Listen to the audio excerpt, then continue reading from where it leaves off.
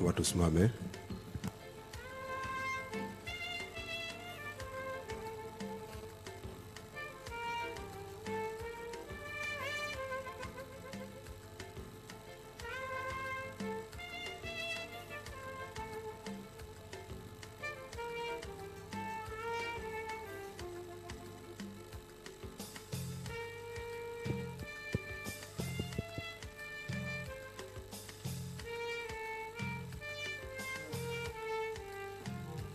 Asante, karibuni tuketi.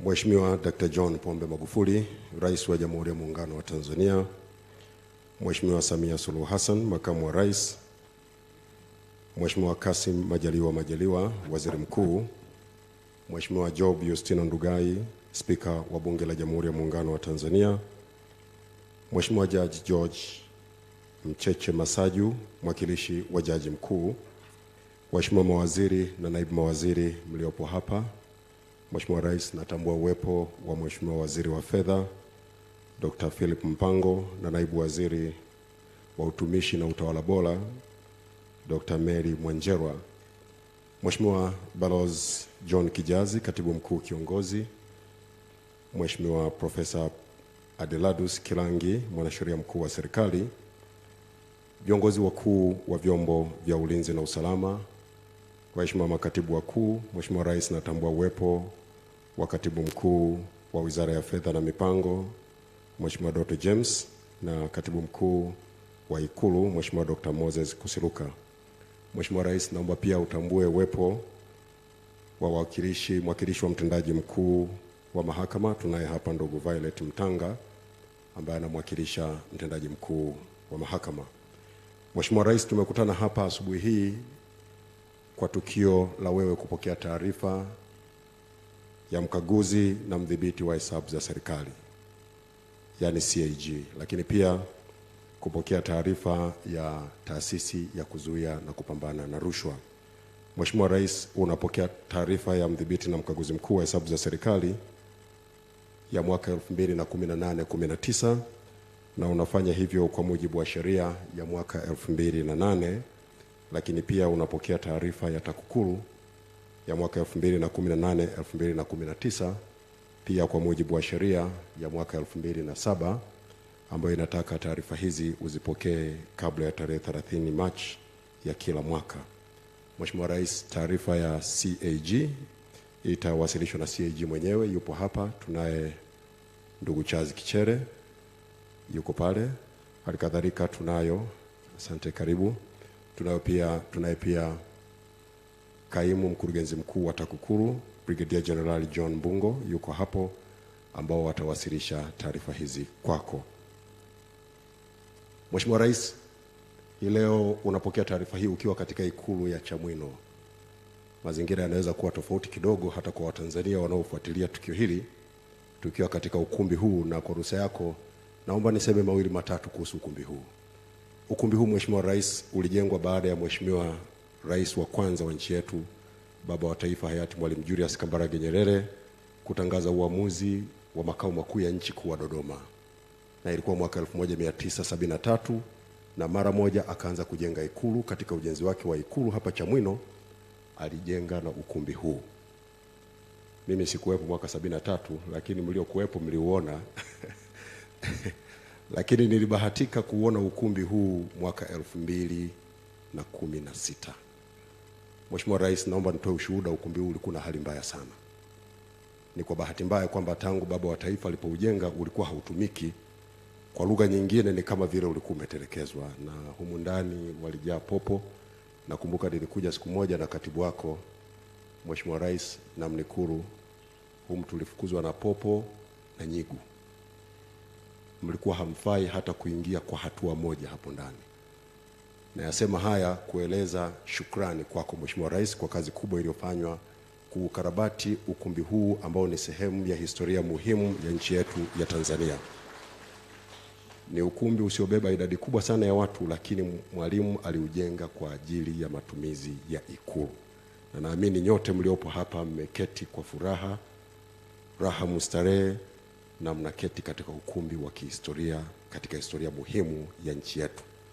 Nataka kusema hivyo ili mimi na wote tulioketi humu ndani tukushukuru sana Mheshimiwa Rais kwa uamuzi wako wa kuukarabati ukumbi huu na kuufikisha katika kiwango hiki ambacho anastahili kuutumia Rais wa Jamhuri ya Muungano wa Tanzania. Hali ilivyokuwa kabla haikuwa hivi. Tunakushukuru sana Mheshimiwa Rais, na kama umeridhia niyaseme hayo na yaingie kwenye kumbukumbu, basi nakushukuru sana kwamba na mimi katika historia nimekuwepo katika siku ya kwanza ya ukumbi huu kutumika baada ya kuachwa kwa miaka mingi. Asante sana Mheshimiwa Rais. Mheshimiwa Rais, tukirejea kwenye shughuli yetu ya leo, kama nilivyosema awali, tunapokea taarifa mbili za CAG na TAKUKURU, na mimi nisingependa kuzungumza mengi katika eneo hilo, na watu ambao wamekuja hapa na Watanzania wanaofuatilia tukio hili kupitia vyombo vya habari vya redio, televisheni na mitandao ya kijamii ambayo kwa sasa ina nguvu kubwa sana, wangependa kusikia taarifa hizo. Kwa heshima na taadhima na kwa ruhusa yako, naomba tuanze kupokea taarifa ya kwanza ambayo itatoka kwa mdhibiti na mkaguzi mkuu wa hesabu za serikali, yani CAG. Kwa dakika chache atawasilisha taarifa yake na baadaye atakukabidhi vitabu vya taarifa yake, na baadaye tutaendelea na taarifa ya TAKUKURU. Ndugu Charles Kichere, karibu sasa uwasilishe taarifa yako ya mwaka 2018 2019. Karibu sana.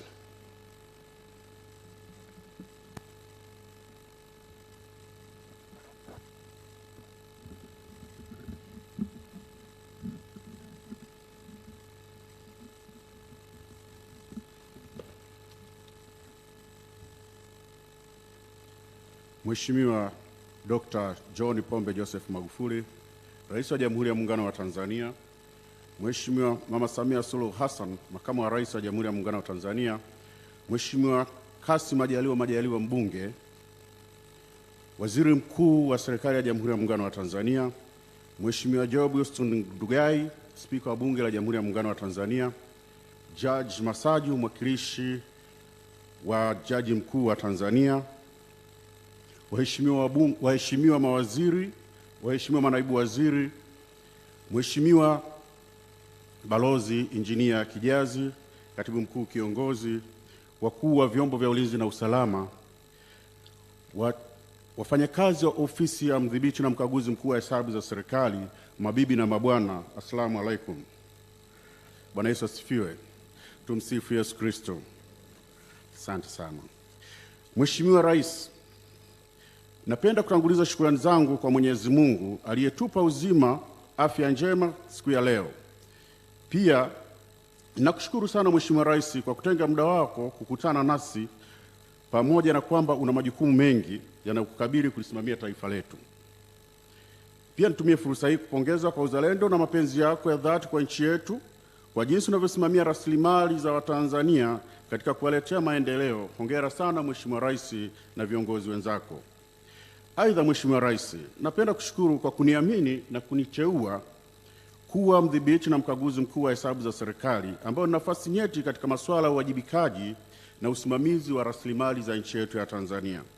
Mheshimiwa Rais, nipo mbele yako kuwasilisha ripoti ya ukaguzi niliyoufanya kwa mwaka wa fedha unaoishia tarehe 30 Juni 2019 kwa mujibu wa matakwa ya ibara ya 143 ibara ndogo ya 4 ya Katiba ya Jamhuri ya Muungano wa Tanzania ya mwaka 1977 kama inavyorekebishwa, ikiwa ni mara yangu ya kwanza tangu uliponiteua. Mheshimiwa Rais, kwa kuwa ni mara yangu ya kwanza kuwasilisha ripoti hii kwako, naomba unipe ruhusa kidogo niongelee masuala machache sana yanayohusu ofisi yangu kabla sijawasilisha ripoti hizi. Mheshimiwa Rais, niongelee ukaguzi wa mashirika ya umma. Kwa miaka mingi iliyopita, mashirika makubwa ya umma yalikuwa yakikaguliwa na taasisi binafsi za ukaguzi kwa niaba ya mdhibiti na mkaguzi mkuu wa hesabu za serikali. Sababu zilizopelekea mashirika hayo kukaguliwa na taasisi binafsi ni pamoja na upungufu wa rasilimali watu, utaalamu wa kukagua mashirika hayo.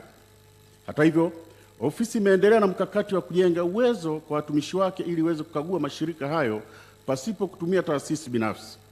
Mheshimiwa Rais, kwa mwaka wa fedha ulioishia tarehe 30 Juni 2019, nilikagua jumla ya mashirika makubwa 10 kwa kutumia watumishi wa ndani ya ofisi yangu ya taifa ya ukaguzi. Mheshimiwa Rais, kitendo hiki kimekuwa na manufaa makubwa kwa serikali, kwani tumefanikiwa kuokoa kiasi kikubwa cha fedha kilichokuwa kinalipwa kama ada ya ukaguzi kwa taasisi binafsi za ukaguzi. Kwa baadhi ya mashirika makubwa niliyoyakagua kwa kutumia ukaguzi wa ofisi yangu kwa mwaka wa fedha 2018-2019, tumefanikiwa kuokoa takriban shilingi bilioni 1.43, kiasi ambacho kilikuwa kilipwe kama ada ya ukaguzi kwa taasisi binafsi. Mheshimiwa Rais, mashirika niliyokagua makubwa ni TANAPA, BOT, SUA, TTCL na TIC. Mheshimiwa Rais, nichukue nafasi hii kumshukuru sana Gavana wa Benki Kuu kwa ushirikiano mkubwa aliotupa mpaka kufanikiwa kukagua Benki Kuu kwa mara ya kwanza tukitumia ofisi ya CAG. Nashukuru sana Mheshimiwa Gavana. Mheshimiwa Rais, kutokana na mafanikio hayo, ofisi yangu inaendelea kuongeza wigo wa kukagua mashirika mengine kwa kutumia wakaguzi wa ofisi yangu. Kwa mwaka wa fedha ukaguzi 2018, 2019 na 2020, ofisi yangu imejipanga kuongeza mashirika mengine makubwa 10 ambayo bado yanakaguliwa na taasisi binafsi. Mashirika hayo ni pamoja na Mamlaka ya Hifadhi Ngorongoro, EWURA, Bodi ya Mikopo ya Wanafunzi wa Elimu ya Juu, Chuo Kikuu cha Ardhi, Mfuko wa Fidia kwa Wafanyakazi, Mamlaka ya Bandari Tanzania, TANESCO, Shirika la Ndege la Tanzania na Shirika la Nyumba la Taifa. Kwa hatua hii tunategemea pia tutaokoa kiasi cha shilingi bilioni 1.4 nyingine. Mheshimiwa Rais, ili kufikia malengo haya, ofisi yangu inahitaji kuwezeshwa watumishi wa ofisi yangu kupata ujuzi katika kukagua mashirika haya. Hii itapelekea uhitaji wa rasilimali watu na fedha ili kuwapa mafunzo mbalimbali wakaguzi wangu. Mheshimiwa Rais, ofisi yangu pia imejipanga kufanya ukaguzi kwenye miradi ya kimkakati inayotekelezwa na serikali yako kama vile Standard Gauge Railway, mradi wa umeme wa Julius Nyerere Hydropower Project, miradi mikubwa ya barabara, ujenzi wa hospitali za mikoa na kadhalika. Mheshimiwa Rais, ukaguzi tunaopanga kufanya ni ukaguzi unaojulikana kama real time audit.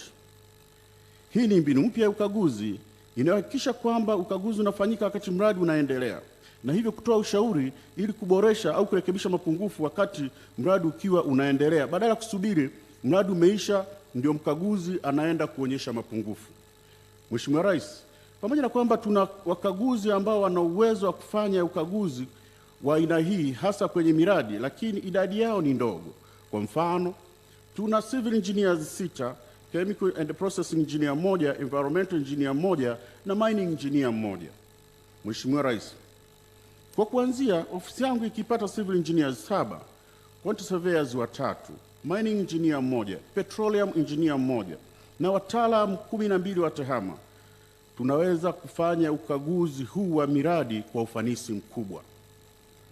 Mheshimiwa Rais, baada ya utangulizi huu wa ujumla, sasa nieleze kuhusu ripoti ninazoziwasilisha kwako leo. Mheshimiwa Rais, leo nawasilisha kwako jumla ya ripoti 19 zinazojumuisha masuala mbalimbali yaliyojitokeza katika ukaguzi niliofanya kwa mwaka wa fedha unaoishia tarehe 30 Juni 2019. Ripoti ninazowasilisha kwako Mheshimiwa Rais ni pamoja na ripoti ya serikali kuu, ripoti ya mamlaka ya serikali za mitaa, ripoti ya mashirika ya umma, ripoti ya miradi ya maendeleo, ripoti ya ukaguzi wa ufanisi, ripoti ya ukaguzi wa mifumo ya TEHAMA, ripoti ya ufuatiliaji wa mapendekezo yaliyotolewa katika ripoti za ukaguzi wa ufanisi kwa miaka iliyopita, na ripoti 12 za ukaguzi zinazohusu sekta mbalimbali. Ripoti hizo za ukaguzi wa ufanisi ni ufuatiliaji wa utekelezaji wa wakaguzi wa ufanisi uliotolewa mwaka 2016, ukaguzi wa ufanisi wa usimamizi wa makusanyo ya mapato kutoka kampuni ya simu, ukaguzi wa ufanisi wa usimamizi na upatikanaji wa umeme wa uhakika na utoaji wa huduma ya umeme, ukaguzi wa ufanisi kuhusu ufuatiliaji na utekelezaji wa shughuli za manunuzi ya umma, ukaguzi wa ufanisi katika usimamizi wa mradi wa ujenzi wa maghala na vihenge vya kutunzia mazao, ukaguzi wa ufanisi katika usimamizi wa shughuli za kinga chanjo, ukaguzi wa ufanisi ubora shughuli za ujenzi na ukarabati wa barabara za lami vijijini na mijini, ukaguzi wa ufanisi katika kuzuia na kudhibiti magonjwa ya mifugo, ukaguzi wa ufanisi kwenye utekelezaji wa jitihada za kitaifa za kupambana na utakatishaji fedha nchini, ukaguzi wa ufanisi kuhusu upatikanaji wa elimu na mafunzo ya ufundi stadi yenye ubora kwa Watanzania, ukaguzi wa ufanisi juu ya ukusanyaji mapato toka vyanzo vya ndani katika mamlaka za serikali za mitaa, na ukaguzi wa ufanisi katika usimamizi wa utoaji programu za kuwajengea uwezo wa walimu kazini. Mheshimiwa Rais, sasa niende kwenye mwenendo wa hati za ukaguzi na tathmini ya utekelezaji wa mapendekezo ya mdhibiti na mkaguzi mkuu wa hesabu za serikali. Mheshimiwa Rais, mwenendo wa hati za ukaguzi. Katika ukaguzi wa hesabu niliofanya kwa taasisi za serikali kuu, mamlaka ya serikali za mitaa, mashirika ya umma, miradi ya maendeleo na vyama vya siasa kwa mwaka wa fedha ulioishia tarehe 30 Juni 2019, nimetoa jumla ya hati 1082 za ukaguzi. Kati ya hati hizo, hati zinazoridhisha ni 1017, sawa na 94%. Hati zenye shaka ni 46, sawa na 4.25%. Hati zisizoridhisha ni 7, sawa na 0.64%, na hati mbaya ni 12, sawa na 1.11%. Kuna jedwali linaonyesha hati hizo ambazo nimezitoa. Taasisi ambazo zimepata hati isiyoridhisha, taasisi za serikali ni Ubalozi wa Tanzania Addis Ababa, kampuni ya Stami Gold, Tume ya Taifa ya Mpango wa Utumiaji Bora wa Ardhi, na mradi wa programu ya maendeleo ya sekta ya maji katika halmashauri ya wilaya ya Handeni. Mheshimiwa Rais, nimekagua pia vyama vya siasa ambavyo vyama 4 vilipata hati isiyoridhisha na vyama 11 vilipata hati mbaya. Mheshimiwa Rais, tathmini ya utekelezaji wa mapendekezo yaliyotolewa miaka iliyopita. Katika ripoti ya ukaguzi wa hesabu za serikali kwa miaka iliyopita, nilitoa mapendekezo mbalimbali yaliyolenga kuimarisha usimamizi wa rasilimali za umma pamoja na kuboresha ukusanyaji wa mapato. Katika ukaguzi wangu wa mwaka huu, nilifanya tathmini ya utekelezaji wa mapendekezo yaliyotolewa miaka iliyopita. Kati ya mapendekezo 266 niliyotoa miaka iliyopita, mapendekezo 82, sawa na 81% tu yametekelezwa kikamilifu. Mapendekezo 95, sawa na 36%, utekelezaji wake unaendelea. Aidha, mapendekezo 67, sawa na 25%, utekelezaji wake haujaanza, na mapendekezo 22, sawa na 8%, yamepitwa na wakati. Mheshimiwa Rais, natambua kuwa serikali inaendelea kuchukua hatua mbalimbali katika kuyafanyia kazi mapendekezo haya. Hata hivyo, hali ya utekelezaji wa mapendekezo haya hairidhishi, kwani kati ya mapendekezo 266 kama nilivyosema hapo juu, ni mapendekezo 82 tu yametekelezwa kikamilifu. Hivyo jitihada zaidi zinahitajika kukamilisha utekelezaji wa mapendekezo ili kuimarisha mifumo ya udhibiti wa ndani kwa lengo la kuongeza mapato na kudhibiti matumizi. Mheshimiwa Rais, nije kwenye matokeo ya ukaguzi wa serikali kuu. Katika ukaguzi wa hesabu za serikali kuu kwa mwaka wa fedha ulioishia tarehe 30 Juni 2019, nimebaini mambo kadhaa yanayohitaji kufanyiwa kazi ili kuleta ufanisi na uwajibikaji katika kusimamia matumizi ya rasilimali za umma na ukusanyaji wa mapato kama ifuatavyo. Usimamizi wa mapato ya kodi. Katika mwaka wa fedha ulioishia tarehe 30 Juni 2019, Mamlaka ya Mapato Tanzania ilikusanya kiasi cha shilingi trilioni 15.74 kati ya kisia trilioni 18.29, hivyo kutofikia malengo kwa kiasi cha shilingi trilioni 2.55, sawa na 4%. Mheshimiwa Rais, napongeza juhudi zako za serikali unayoongoza kwa ongezeko la mapato yatokanayo na kodi ambayo yamefanikiwa kutokana na usimamizi madhubuti wa makusanyo, udhibiti wa vitendo vya rushwa na uimarishaji wa mifumo ya ndani inawezesha mapato mengi kuifikia serikali tofauti na miaka ya nyuma. Katika adhima ya kuendelea kuongeza mapato yatokanayo na kodi, nimebaini maeneo yafuatayo yatakayosaidia katika kuongeza mapato yetu ili kufikia malengo tuliyojiwekea endapo yatafanyiwa kazi kwa haraka. Mheshimiwa Rais, kuna kodi zinasubiri maamuzi ya mamlaka za rufaa za kodi kiasi cha shilingi trilioni 366.04. Katika mwaka ulioishia tarehe 30 Juni, Mamlaka ya Mapato Tanzania ilikuwa na mashauri ya kodi kwenye mamlaka za rufaa za kodi ya kiasi cha shilingi trilioni 366.04. Hata hivyo, kiasi hiki kimepungua kwa 4.6% ikilinganishwa na mwaka uliopita, yani 2017-2018, ambapo kulikuwa na mashauri ya kodi ya kiasi cha shilingi trilioni 382.71. Sababu mojawapo zinazopelekea mlundikano wa mashauri ya kodi ni pamoja na uhaba wa fedha kwa mamlaka za rufaa za kodi unaoathiri utendaji wa kazi. Suala hili lina madhara katika kiwango cha kodi kinachokusanywa na mamlaka ya mapato.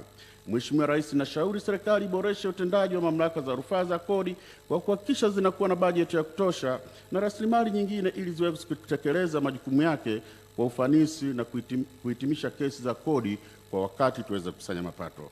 Mheshimiwa Rais, mapungufu katika kusimamia mapingamizi ya kodi. Pia mamlaka ya mapato imekubali mapingamizi ya kodi yanayofikia bilioni 84.62 yaliyowasilishwa na walipa kodi mbalimbali. Hata hivyo, mapingamizi haya huchelewa kufanyiwa kazi kinyume na utaratibu wa TRA wa huduma kwa mteja. Ucheleweshaji huu una madhara katika kufikia malengo ya makusanyo, kwani kodi yenye thamani hiyo inakuwa haijalipwa mpaka uamuzi wa mapingamizi hayo utolewe.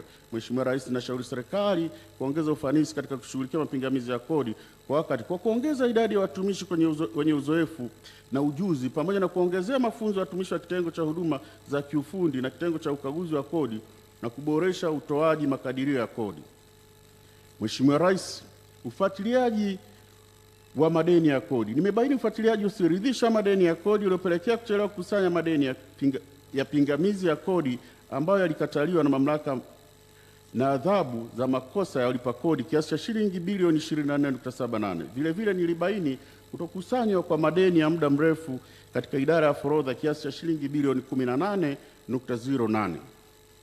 Mheshimiwa Rais, nashauri serikali iongeze jitihada za kuboresha mikakati ya ufuatiliaji na ukusanyaji wa madeni ya kodi, kuhakikisha kuwa kodi na tozo zinakusanywa kwa wakati. Serikali iweze kufanya serikali ifanye makubaliano na walipa kodi ili malipo ya kodi yafanyike kwa awamu. Mheshimiwa Rais, niongelee swala la deni la serikali. Deni la serikali linajumuisha madeni ya serikali kuu na taasisi zake. Pia linajumuisha dhamana zinazotolewa na serikali iwapo taasisi iliyodhaminiwa itashindwa kulipa madeni yake.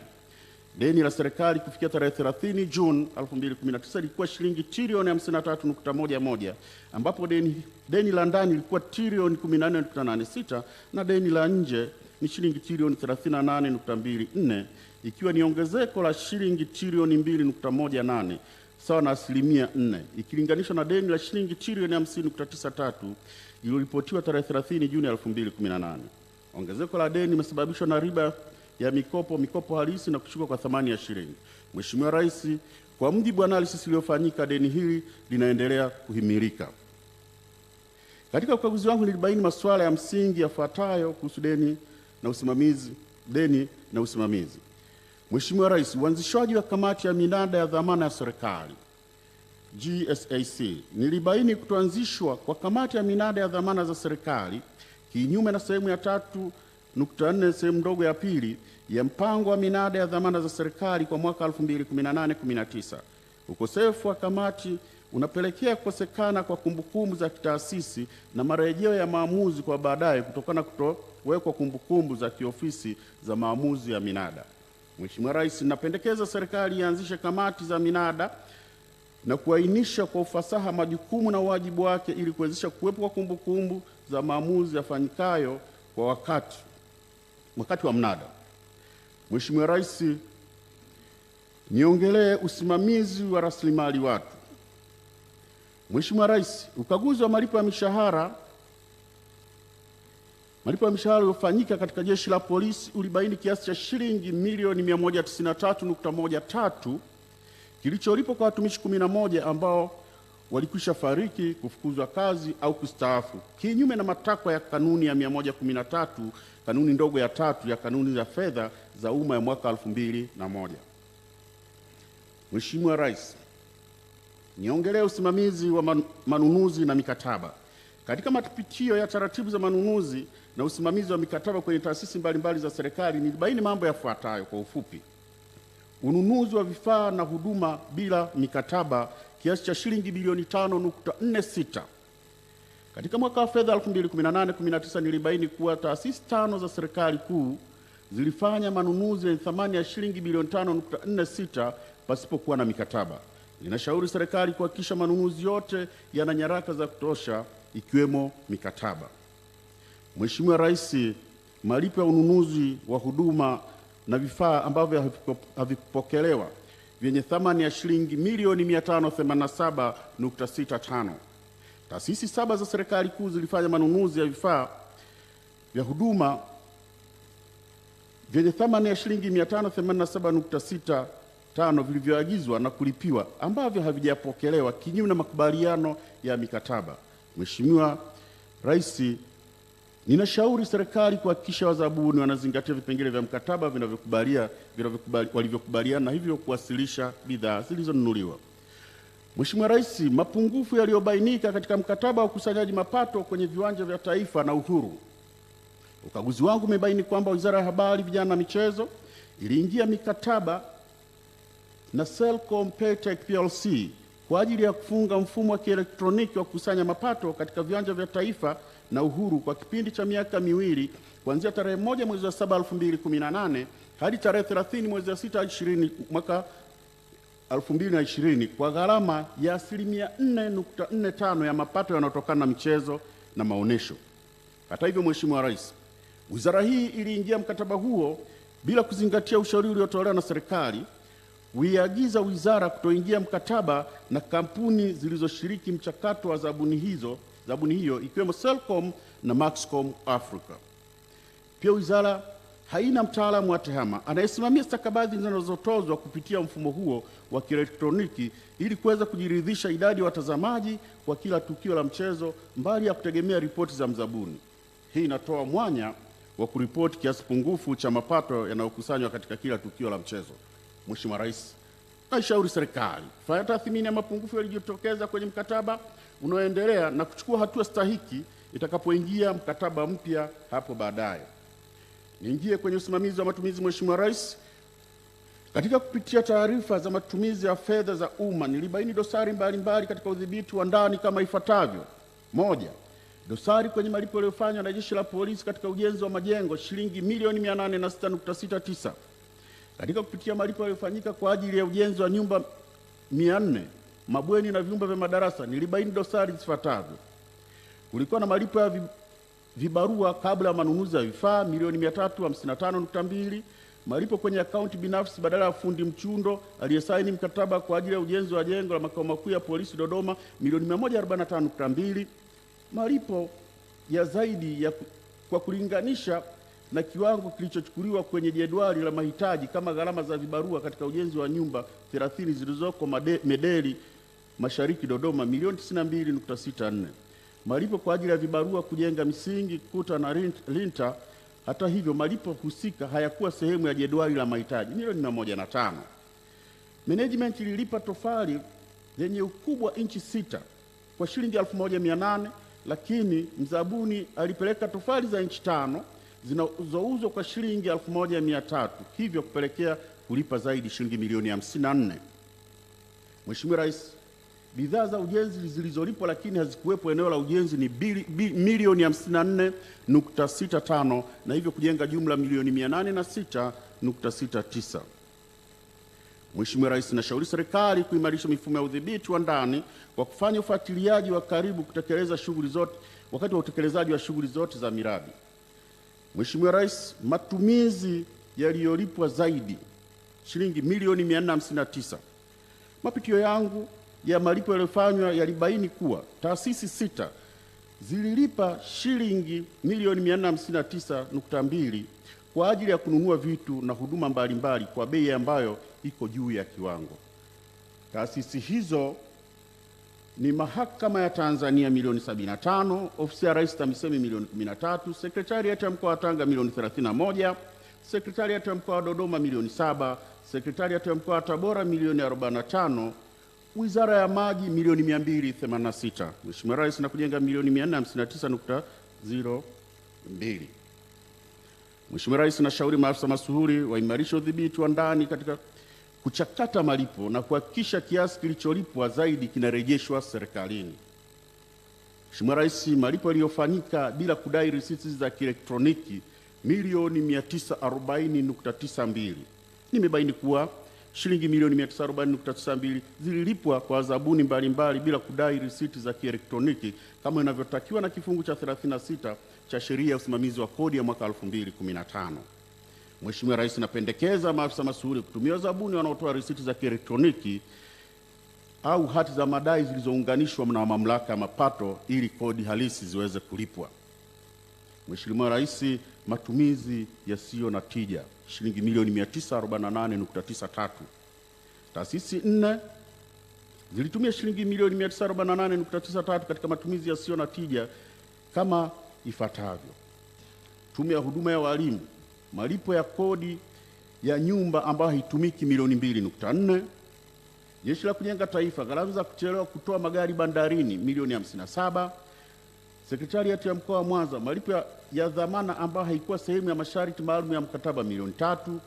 Sekretariati ya Mkoa wa Tabora, gharama za nyongeza zilizotokana na kusimamisha kazi ya ujenzi milioni 41. Tume ya Taifa ya Umwagiliaji, tozo za ziada zilizotokana na kuchelewa kutoa mizigo bandarini milioni 843. Napendekeza maafisa mashughuli kuimarisha udhibiti wa ndani ambao utadhibiti matumizi yasiyokuwa na tija kwa serikali. Mheshimiwa Rais, mapungufu yaliyobainika kwenye kaguzi za balozi za Tanzania nje ya nchi. Mheshimiwa Rais, nimebaini kuwa balozi za Brazil, Algeria na Stockholm zilitumia kiasi cha shilingi bilioni 1.02 kukodi nyumba za makazi, kiasi ambacho kingeweza kuepukika kwa kukarabati nyumba za makazi ambazo zimechakaa. Mheshimiwa Rais, napendekeza balozi husika kwa kushirikiana na Wizara ya Mambo ya Nje na Jumuiya ya Afrika Mashariki kukarabati nyumba za makazi ili kupunguza gharama kubwa za pango kwa serikali. Mheshimiwa Rais, nimebaini pia balozi 5 zilifanya malipo yanayofikia shilingi milioni 645.07 ambayo hayakuwa na nyaraka toshelezi kinyume na kanuni ya 95 ya kanuni ya fedha za umma ya mwaka 2001. Balozi hizo ni balozi wa Tanzania Ottawa, Canada, Bujumbura, Burundi, Moscow, Urusi, Stockholm, Sweden na Tokyo, Japan. Nashauri balozi husika ziimarishe udhibiti wa ndani wa utunzaji wa nyaraka za fedha. Mheshimiwa Rais, majengo yaliyotelekezwa, ukarabati usiokamilika na viwanja vilivyotelekezwa katika balozi zetu nje ya nchi. Ilibaini balozi 14 zina majengo yaliyotelekezwa kwa muda mrefu yanayohitaji ukarabati mkubwa ili kuendelea kutumika. Balozi hizo ni Geneva, Nairobi, Kigali, Maputo, Bujumbura, Kinshasa, Stockholm, Lusaka, Khartoum, New York, Pretoria, Washington, Lilongwe na Harare. Mheshimiwa Rais, ukaguzi wa vyama vya siasa. Mheshimiwa Rais, nilibaini Chama cha Wananchi CUF kilipokea ruzuku kutoka serikalini ya kiasi cha shilingi milioni 369.38. Lakini chama hicho kilihamisha kiasi cha shilingi milioni 300 kutoka kwenye akaunti ya chama kwenda akaunti binafsi ya mwanachama na kiasi cha shilingi milioni 69 kilitolewa kama fedha taslimu. Hata hivyo, nyaraka za matumizi ya fedha hizo hazikuwasilishwa kwangu kwa ajili ya ukaguzi.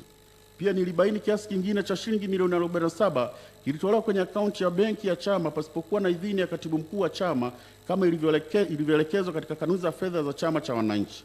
Nashauri mifumo ya udhibiti wa ndani ya Chama cha Wananchi CUF iboreshwe ili kuhakikisha matumizi yanazingatia kanuni zilizowekwa. Mheshimiwa Rais, matumizi yasiyokuwa na tija ya kumfidia mpangaji bila kufuata utaratibu, shilingi milioni 60. Nilibaini kuwa jumuiya ya wazazi wa Chama cha Mapinduzi ilimwondoa mpangaji bila kufuata taratibu. Matokeo yake, mpangaji alionyesha nia ya kufungua kesi ya madai na kulipwa fidia shilingi milioni 800. Hata hivyo, jumuiya ya wazazi ililipa kiasi cha shilingi milioni 60 kama fidia ya hasara baada ya mazungumzo ya kirafiki kufanyika na suala hilo kumalizika nje ya mahakama. Nashauri jumuiya ya wazazi kufuata vigezo masharti yaliyoainishwa kwenye mikataba ili kuondoa migogoro isiyo lazima itakayopelekea upotevu wa fedha kama hizo milioni 60. Mheshimiwa Rais, matokeo ukaguzi wa serikali za mitaa. Mheshimiwa Rais, nilifanya ukaguzi katika mamlaka 185 ya serikali za mitaa, na katika ukaguzi huo nilibaini masuala mbalimbali ambayo serikali inapaswa kuyafanyia kazi ili kuboresha usimamizi wa rasilimali za umma kama ifuatavyo. Mheshimiwa Rais, bilioni 17.41 za mapato ya vyanzo vya ndani hazikupelekwa kwenye miradi ya maendeleo. Ukaguzi wangu ulibaini kuwa kiasi cha shilingi bilioni 109 kilikusanywa na mamlaka 60 za serikali za mitaa, ambapo kati ya kiasi hicho shilingi bilioni 43 kilipaswa kutengwa kwa ajili ya miradi ya maendeleo ikiwa ni 40% mpaka 60% ili kutekeleza matakwa ya sehemu ya 5 sehemu ndogo ya 13 ya mwongozo wa maandalizi ya mpango wa bajeti wa mwaka 2018-19. Hata hivyo kiasi cha shilingi bilioni 26.37 tu ndicho kilichohamishwa kwa ajili ya kutekeleza miradi ya maendeleo na kuacha kiasi cha shilingi bilioni 17.41 ambacho hakikupelekwa. Nashauri serikali kufuatilia kwa ukaribu utekelezaji wa maagizo na mwongozo wa bajeti kuhakikisha kuwa kiasi kinachotengwa kutoka kwenye mapato ya ndani kinaelekezwa kwenye miradi ya maendeleo. Mheshimiwa Rais, matukio yanayoashiria ubadhirifu katika baadhi ya mamlaka za serikali za mitaa. Wakati wa ukaguzi nilibaini matukio ya udanganyifu ya jumla ya shilingi bilioni 1.25 ambayo yanahitaji uchunguzi zaidi. Matukio haya yanaashiria mapungufu katika mifumo ya udhibiti wa ndani yaliyolenga kubaini na kudhibiti vitendo vya udanganyifu. Matukio haya yameorodheshwa kwenye jedwali hapa chini. Kuna halmashauri ya Itigi, wilaya ya Itigi, halmashauri ya Kondoa, mji Kondoa, halmashauri ya wilaya ya Iramba, halmashauri ya mji Songea, halmashauri ya wilaya Madaba, wilaya ya Kyela, Moshi mji, wilaya ya Siha, Tabora, Kibondo. Nashauri serikali kuimarisha mifumo ya udhibiti wa ndani ili iweze kubaini na kuzuia matukio ya namna hii. Mheshimiwa Rais, usimamizi wa mishahara na rasilimali watu ndani ya mamlaka za serikali za mitaa. Malipo ya mishahara kwa watumishi waliokoma utumishi wao milioni 167.44. Mheshimiwa Rais, nilibaini malipo yaliyolipwa kwa watumishi waliokoma utumishi wao kiasi cha shilingi milioni 167.44 kutokana na sababu mbalimbali kama vile kustaafu, kufariki, utoro kazini na waliofukuzwa kazi. Kati ya kiasi hicho shilingi milioni 132.66 kilikuwa malipo ya mishahara na shilingi milioni 34.77 ikiwa ni makato ya watumishi hao. Halmashauri zinazohusika ni Arusha mji, Buchosa, Handeni, Ilemela, Kondoa, Korogwe, Kwimba, Madaba, Misungwi, Muheza, Ngorongoro, Rombo, Sengerema, Siha na Simanjiro. Sababu kubwa ya kutokea kwa mapungufu hayo ni pamoja na kutohuishwa kwa wakati taarifa za watumishi katika mfumo wa mawasiliano hafifu kati ya mamlaka na ofisi ya Rais Management ya utumishi wa umma na hazina kwa ajili ya kufuta watumishi ambao hawapo tena katika utumishi wa umma.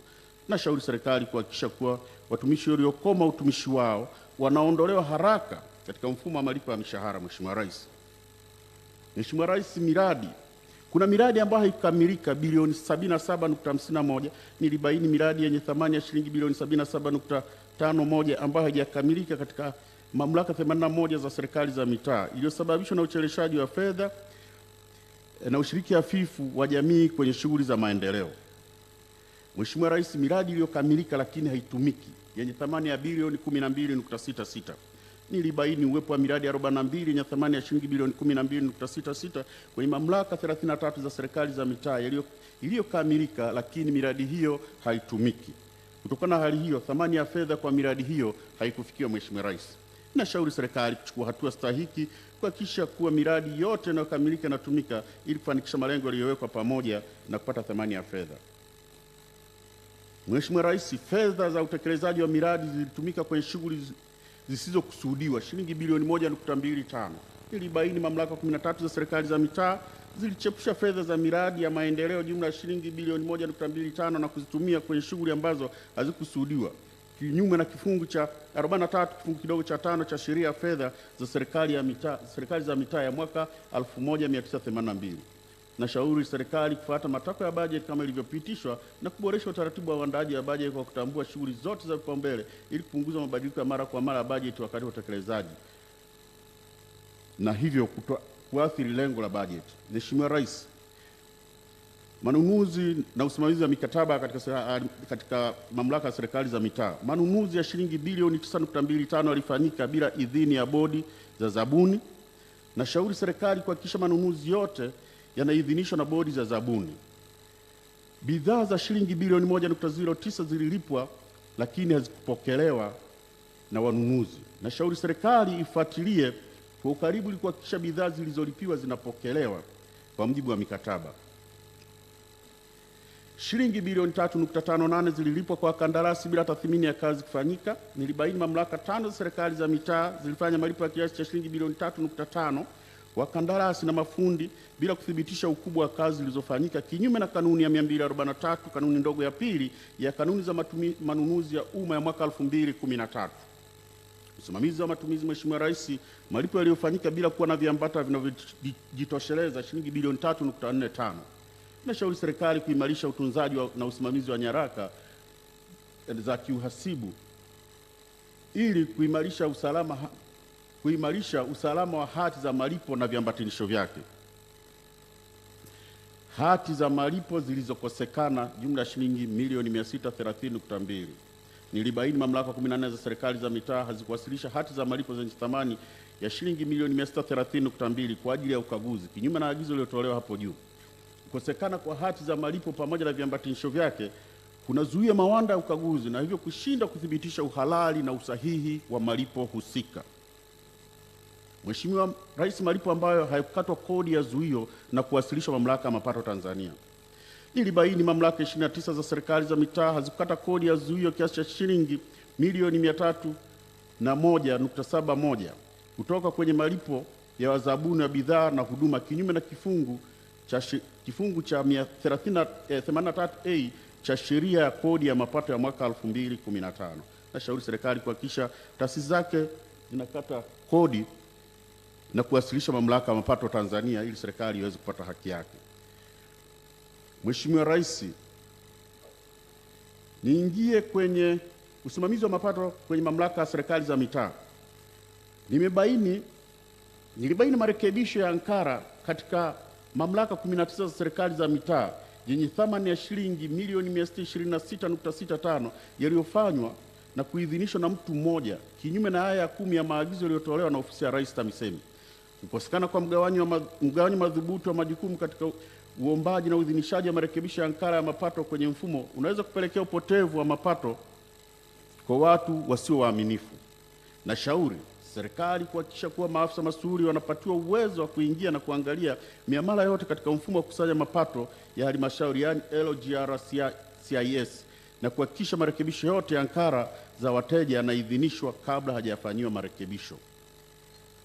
Mheshimiwa Rais, maduhuli yaliyokusanywa bila uthibitisho wa kupelekwa benki shilingi bilioni 10.39. Nilibaini kiasi cha shilingi bilioni 10.39 kilichokusanywa katika mamlaka 84 za serikali za mitaa hakikuthibitishwa kupelekwa benki, kinyume cha agizo la 50 sehemu ndogo ya 5 ya memoranda ya fedha za serikali za mitaa ya mwaka 2009. Kutokana na kukosekana kwa taarifa za kupeleka maduhuli benki, sikuweza kuthibitisha uhalali, usahihi na ukamilifu wa kiasi cha mapato ya ndani kilichokusanywa na kuripotiwa katika taarifa za hesabu za mamlaka ya serikali za mitaa. Mheshimiwa Rais, niende kwenye matokeo ukaguzi wa mashirika ya umma. Mheshimiwa Rais, uwasilishaji wa hesabu kwa ajili ya ukaguzi. Kifungu cha 31 cha sheria ya ukaguzi ya mwaka 2008 kinataka mashirika ya umma kuwasilisha hesabu kwa mdhibiti na mkaguzi mkuu wa hesabu za serikali ndani ya miezi mitatu baada ya mwisho wa mwaka wa fedha husika. Baada ya hesabu kupokelewa na kwa mujibu wa kifungu kilichotajwa hapo juu, kifungu namba 32 kifungu kidogo cha 4 cha sheria hiyo kinamtaka mdhibiti na mkaguzi mkuu wa hesabu za serikali kufanya ukaguzi wa hesabu zilizowasilishwa ndani ya miezi 6 au kwa kipindi zaidi kama itakavyoamriwa na Bunge. Hata hivyo, hadi kufikia tarehe 1 Machi 2020, hesabu zilizokaguliwa na kuidhinishwa na mashirika ya umma 41 hazikuwasilishwa kwangu kutokana na sababu mbalimbali, kama hesabu husika kutokuwa zimesainiwa. Taarifa ambazo hazikuwasilishwa, taasisi ambazo hazikuwasilisha hesabu ili zitolewe hati ya ukaguzi ziko 41 na ziko kwenye jedwali. Mheshimiwa Rais, nashauri mashirika yote na taasisi za serikali zihakikishe zinawasilisha hesabu zao kila mwaka ili niweze kuzikagua na kuzitolea hati za ukaguzi katika kutimiza matakwa ya kisheria na kikatiba. Mheshimiwa Rais, kuna wapangaji wasiokuwa na mikataba. Kurasa 39, Mheshimiwa Rais, 5.5. Kampuni ya uendelezaji wa uwanja wa ndege wa kimataifa Kilimanjaro Kadiko na shirika la masoko ya Kariakoo yalikuwa na jumla ya wapangaji 710 wanaokalia majengo yao. Hata hivyo, jumla ya wapangaji 401 sawa na 2006 hawakuwa na mikataba ya upangaji, ingawa walikuwa wakiendelea kufanya biashara katika majengo ya mashirika haya. Mheshimiwa Rais, ninashauri serikali kuhakikisha mikataba ya upangishaji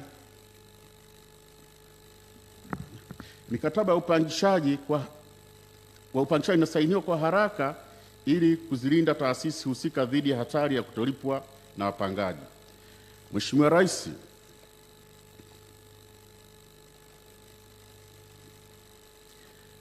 Rais, pia nimefanya ukaguzi maalum kwenye mashirika ya umma na taasisi za serikali ambayo taarifa yake ipo hapa ndani, na pia nimefanya ukaguzi katika mfumo wa teknolojia za habari na mawasiliano ndani ya serikali.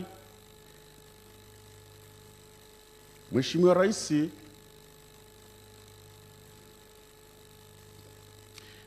Rais, masuala niliyowasilisha kwako ni muhtasari wa mambo machache niliyoona ni muhimu zaidi kukufahamisha. Hata hivyo, ripoti ninazokabidhi kwako zina mambo mengi zaidi na ushauri wa kina kwa kila swala, kwa lengo la kuongeza uwajibikaji na usimamizi wa rasilimali za umma, ni matumaini yangu kwamba utapata muda wa kuzisoma ili ziweze kuchangia katika juhudi zako za kuwaletea Watanzania maendeleo. Mheshimiwa Rais, naomba nitumie fursa hii kushukuru tena wewe binafsi kwa ushirikiano wako na kwa kuthamini mchango wa ofisi yangu, ili kujiridhisha kwa jinsi hii inadhihirisha kwa jinsi ulivyotenga muda wa kunisikiliza.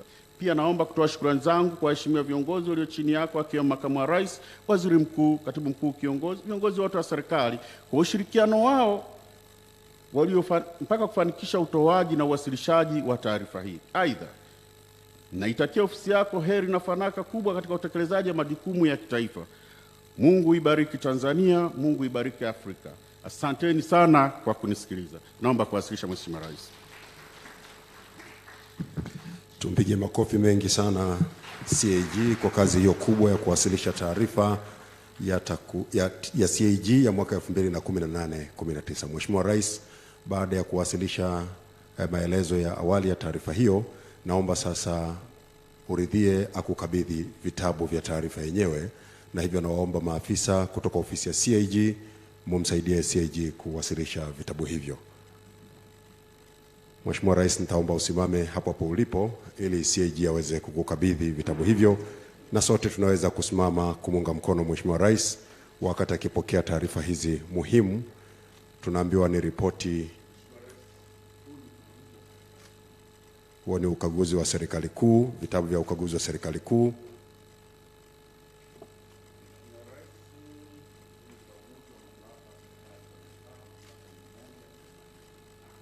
Mamlaka 185 za serikali za mitaa, vitabu vyake vimeshakabidhiwa.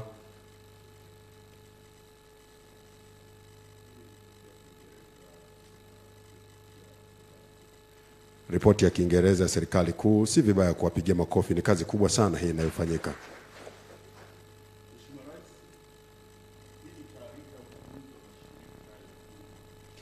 Hiyo ni taarifa ya ukaguzi wa mashirika ya umma, vitabu vya ukaguzi wa mashirika ya umma.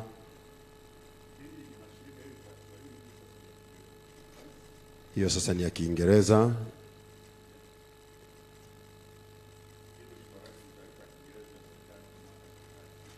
Taarifa ya Kiingereza ya mamlaka za serikali za mitaa. Ofisi ya CAG inatoa kwa lugha mbili, Kiingereza na Kiswahili.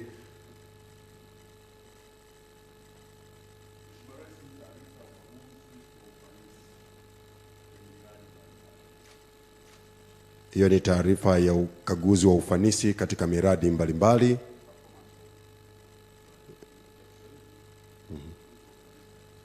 Haya, kwa King'eng'e wanasema performance edit. Tumpigie makofi mengi sana CAG kwa kuwasilisha taarifa hizo. Asante sana Mheshimiwa Rais, karibu uketi. Na waheshimiwa viongozi, naomba tuketi. Tunakushukuru sana CAG kwa kuwasilisha taarifa hiyo ya mwaka 2018-2019, taarifa ya mdhibiti na mkaguzi mkuu wa hesabu za serikali. Mheshimiwa Rais, baada ya uwasilishaji wa taarifa hiyo, kwa heshima na taadhima sasa naomba upokee taarifa ya taasisi ya kuzuia na kupambana na rushwa TAKUKURU, ambayo itawasilishwa na kaimu mkurugenzi mkuu Brigadier Jenerali John Mbungo. Karibu sana.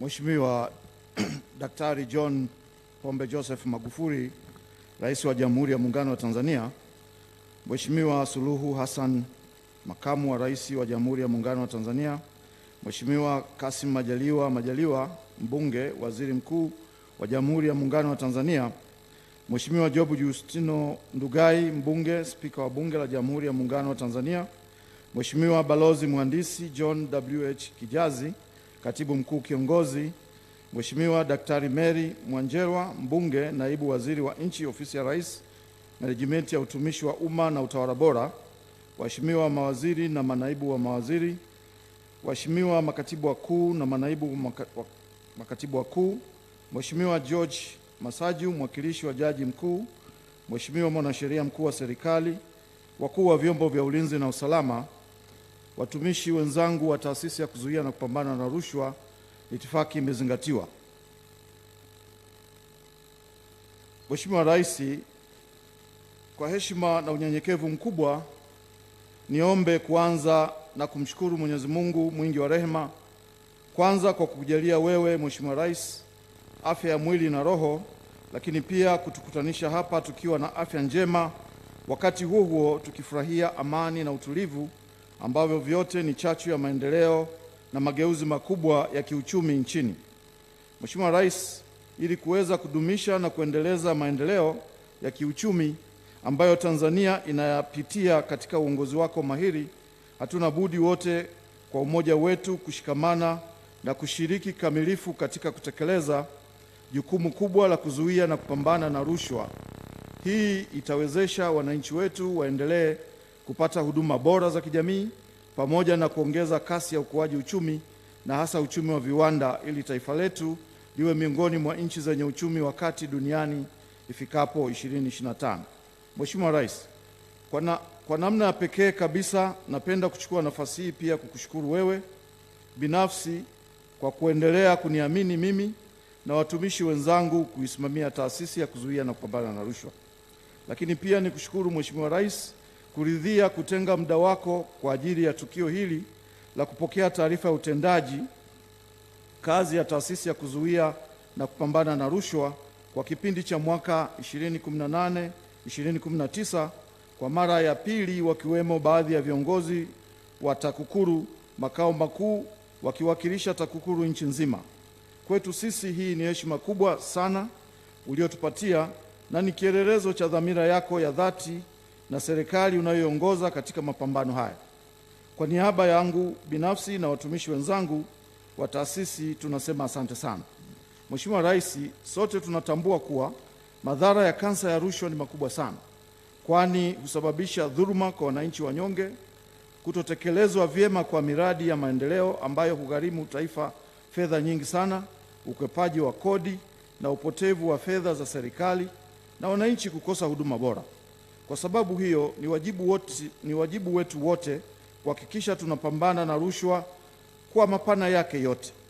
Naomba kuendelea kusisitiza kuwa TAKUKURU itaendelea kuwa mstari wa mbele kabisa katika kuimarisha jitihada za kujenga Tanzania mpya ambayo inawezekana bila rushwa. Naomba nikuhakikishie Mheshimiwa Rais, Tanzania mpya unayoijenga haitakuwa mahala salama kwa wala rushwa na mafisadi. Mheshimiwa Rais, nguzo kuu ya mafanikio ya mapambano dhidi ya rushwa ni utashi wa kisiasa unaoonekana kwa vitendo.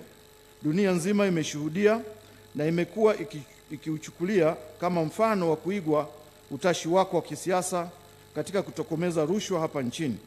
Dhamira yako na vitendo katika serikali unayoiongoza vinadhihirisha kutovumilia rushwa kwa namna yoyote ile na imeleta mafanikio makubwa sana.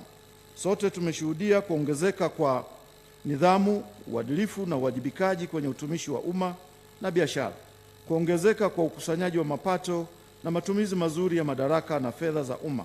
Mafanikio haya yameijengea serikali uwezo imara wa kukuza uchumi na kuongeza kasi ya utoaji huduma bora za kijamii kwa wananchi. Tathmini ya hali ya rushwa nchini. Mheshimiwa Rais, tathmini ya hali ya rushwa imekuwa ikifanyika katika ngazi mbili. Ngazi ya kwanza ni ile inayofanywa na taasisi za kimataifa na ngazi ya pili ni ile inayofanywa na taasisi za ndani ya nchi. Ninayo furaha kueleza kuwa taarifa za taasisi za kimataifa zimeelezea mafanikio makubwa katika jitihada na hatua mbalimbali zinazochukuliwa na serikali ya awamu ya 5 katika mapambano ya vitendo vya rushwa na ufisadi. Naomba nielezee kwa ufupi taarifa za taasisi hizo. Transparency International.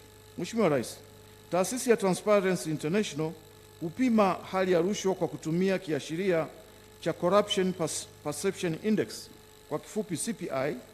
Kiashiria hiki ambacho hupima hali ya rushwa kwa kutumia mizani wa alama 0 mpaka 100, ambapo nchi iliyopata alama 0 ndiyo imekithiri kwa rushwa na inayopata alama 100 ndiyo inafanya vizuri zaidi.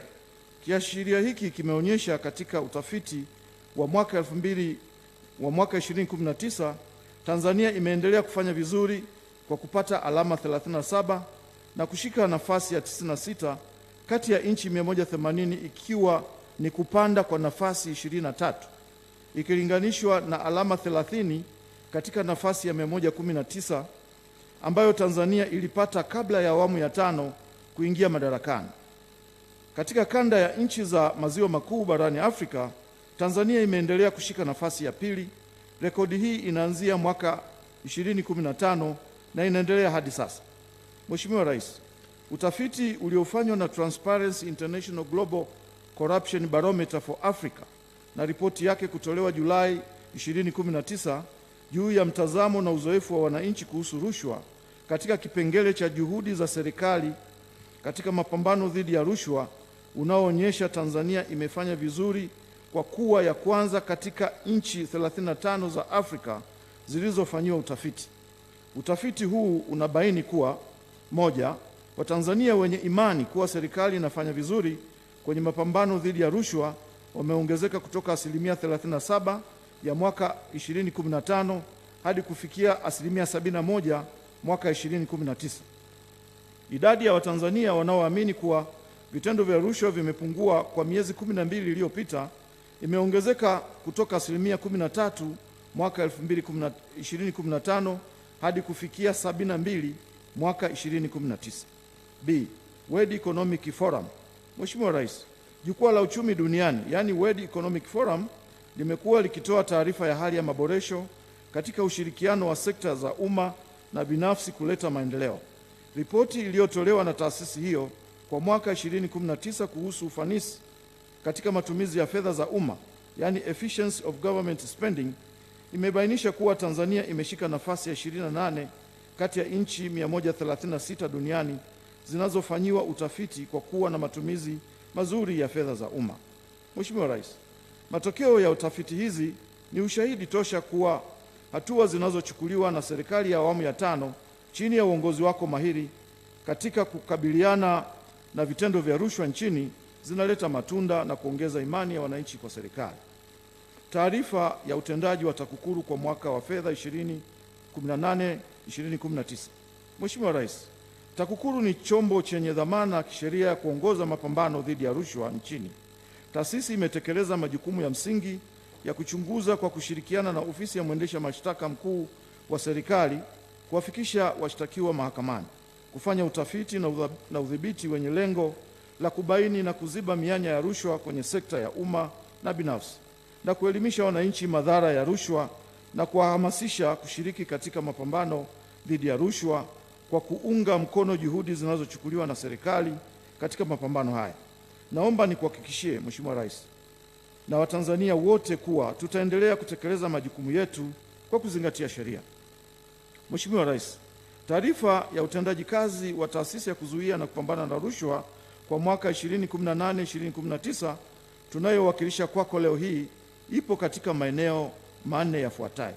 Moja, uchunguzi wa huduma za kisheria, uchunguzi na huduma za kisheria, uzuiaji rushwa, elimu kwa umma, na mwisho idara na vitengo wezeshi. Mheshimiwa Rais, hali ya utekelezaji wa majukumu kwa ujumla. Taasisi ya Kuzuia na Kupambana na Rushwa kwa mwaka 2019 ilifanikiwa kutekeleza majukumu yake ya msingi ya kuchunguza na kwa kushirikiana na ofisi ya mwendesha mashtaka mkuu wa serikali kuwafikisha watuhumiwa mahakamani, kufanya utafiti, udhibiti wenye lengo la kubaini na kuziba mianya ya rushwa kwenye sekta za umma binafsi, kuelimisha wananchi madhara ya rushwa, pamoja na kuhamasisha kushiriki katika mapambano dhidi ya rushwa kwa kuunga mkono juhudi zinazochukuliwa na serikali katika kipindi cha mwaka 2018-2019. Utekelezaji wa malengo ya msingi ya TAKUKURU yameongezeka ukilinganisha na ya mwaka jana kwa kupata asilimia 88.1 ambapo mwaka jana ilikuwa asilimia 81.4, sawa na ongezeko la asilimia 6.7. Ongezeko hili limechangiwa na kuongezeka kwa kiasi cha fedha kilichookolewa kutoka shilingi bilioni 70.3 kwa mwaka 2017-2018 hadi shilingi bilioni 82.8 kwa mwaka 2018-2019. Vilevile idadi ya miradi ya maendeleo iliyofanyiwa ufuatiliaji iliongezeka kutoka miradi 691 yenye thamani ya shilingi bilioni 1494 hadi miradi 1106 yenye thamani ya shilingi bilioni 1668. Mheshimiwa Rais, taarifa yetu ya mwaka huu ujumla wake ipo katika maeneo makuu manne kama nilivyoeleza hapo awali. Naomba ridhaa yako kwa ajili ya shughuli hii ya leo nitolee taarifa ya kina maeneo matatu tu ya msingi.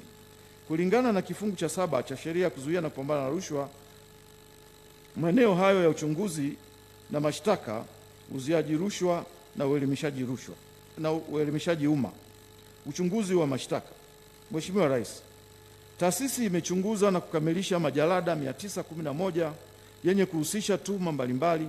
Kati ya majalada haya, majalada 266 yalihusu hongo na majalada 645 yalihusu vifungu vingine vya sheria ya kuzuia na kupambana na rushwa.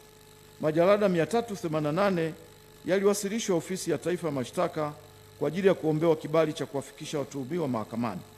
Kati ya majalada hayo, majalada 277 yalipata kibali cha kuwafikisha watuhumiwa mahakamani, yakiwemo majalada 9 ya kesi za rushwa kubwa. Mheshimiwa Rais, katika kipindi cha taarifa hii, kesi mpya 497 zilifunguliwa mahakamani na kufanya jumla ya kesi zilizoendeshwa mahakamani kufikia 1013. Kati ya kesi mpya zilizofunguliwa mahakamani, kesi 4 zilihusu rushwa kubwa ambazo zilifunguliwa katika Mahakama Kuu Divisheni ya Makosa ya Rushwa na Uhujumu Uchumi, maarufu kama Mahakama ya Rushwa na Mafisadi. Katika kipindi hiki, kesi 341 ziliamuliwa mahakamani, ambapo kesi 206 watuhumiwa wake walipatikana na hatia na kuhukumiwa kifungo au kulipa faini, wakati kesi 135 watuhumiwa wake hawakukutwa na hatia. Kiwango cha kushinda kesi kiliongezeka kufikia asilimia 62.41 ikilinganishwa na asilimia 60.1 ya mwaka 2017-2018. Mheshimiwa Rais, kiasi cha shilingi bilioni 82.8 kimeokolewa kwenye operesheni mbalimbali zilizoendeshwa au kuratibiwa na taasisi. Kiasi hiki kinahusisha fedha taslimu shilingi bilioni 5.5 zilizorejeshwa serikalini, mali zenye thamani ya shilingi bilioni 59.1 na kiasi cha shilingi bilioni 18.2 kilichodhibitiwa baada ya taasisi kuingilia kati na kurejeshwa kwenye matumizi sahihi yaliyokusudiwa. Mheshimiwa Rais, kiasi cha shilingi bilioni 5.5 kilichookolewa kwa mfumo wa fedha taslimu zimehifadhiwa kwenye akaunti mbalimbali, ambapo kiasi cha shilingi milioni 661 ziliingizwa kwenye akaunti ya mkurugenzi mkuu wa TAKUKURU iliyopo Benki Kuu. Shilingi bilioni 3.3 zimehifadhiwa katika akaunti za mamlaka ya mapato nchini na shilingi bilioni 1.6 zimehifadhiwa katika akaunti za halmashauri za wilaya na katibu tawala wa mkoa. Mheshimiwa Rais, mali zilizookolewa na kurejeshwa serikalini zenye thamani ya shilingi bilioni 59.1 zinahusisha jengo la ghorofa 1 na kituo cha mafuta vilivyotaifishwa jijini Mwanza vikiwa na thamani ya shilingi bilioni 10.1. Baada ya mmiliki wake kubainika kuzipata mali hizo kwa njia ya rushwa, na mali za thamani ya shilingi bilioni 49 zilizorejeshwa serikalini kufuatia kazi ya timu iliyoundwa na ofisi ya msajili wa hazina ambayo TAKUKURU ilishiriki kikamilifu. Timu hiyo ilifuatilia mali za viwanda na mashirika yaliyobinafsishwa kufuatia wahusika kukiuka masharti ya ubinafsishaji. Mali hizo ni pamoja na mali zenye thamani ya shilingi bilioni 15 za kiwanda cha Mang'ula Mechanical and Machine Tools cha Morogoro, mali zenye shilingi bilioni 13.6 za shirika la National Steel lililopo Temeke, Dar es Salaam, mali zenye thamani ya shilingi bilioni 7.5 za kiwanda cha Nachingwea Cashew Nut Processing Factory, mali zenye thamani ya shilingi bilioni 7 za kiwanda cha Mtama Cashew Nut Processing Factory na mali zenye thamani ya shilingi bilioni 5.9 za kiwanda cha chai Mponde. Mheshimiwa Rais, katika kipindi cha hiki TAKUKURU imewekea zuio mali za washtakiwa zenye thamani ya shilingi bilioni 25.3, dola za Kimarekani milioni 5.7, magari 14 na nyumba 16 kwa lengo la kukamilisha taratibu za kisheria za kutaifisha na kuzirejesha serikalini. Uzuiaji rushwa. Mheshimiwa Rais, mojawapo ya jukumu la msingi na hatua muhimu katika mapambano ya rushwa ni kubaini na kupendekeza hatua au njia za kuziba mianya yake katika mifumo mbalimbali. Eneo la kuimarisha ukusanyaji wa mapato ya serikali ni moja ya maeneo ya kipaumbele katika taasisi. Kati ya tafiti 5 zilizofanyika katika mwaka 2018-2019, 4 zilihusu eneo hili. Tafiti zilifanyika katika maeneo ya kimkakati kama ifuatavyo: 1. Ukusanyaji wa mapato kwa kutumia mfumo wa kielektroniki katika mradi wa mabasi yaendayo kasi jijini Dar es Salaam. Pamoja na kasoro nyingine, utafiti ulibaini uwepo wa migongano ya kisheria katika ukusanyaji wa mapato, kutotumia mashine za kukusanyia mapato na hivyo kukosesha serikali mapato, uzembe katika kusimamia sheria ya manunuzi ya umma na kupokea fedha pungufu kutoka kwa wateja kutoa risiti. Hivyo TAMISEMI ilishauriwa na TAKUKURU kuchukua hatua za haraka kuimarisha ukusanyaji wa mapato kwa kuhakikisha ushuru unakusanywa kwa kutumia mifumo ya kielektroniki na kuhakikisha watumishi wanaokiuka sheria wanachukuliwa hatua. 2. Ukusanyaji wa mapato ya halmashauri kwa mifumo ya kielektroniki point of sales au POS.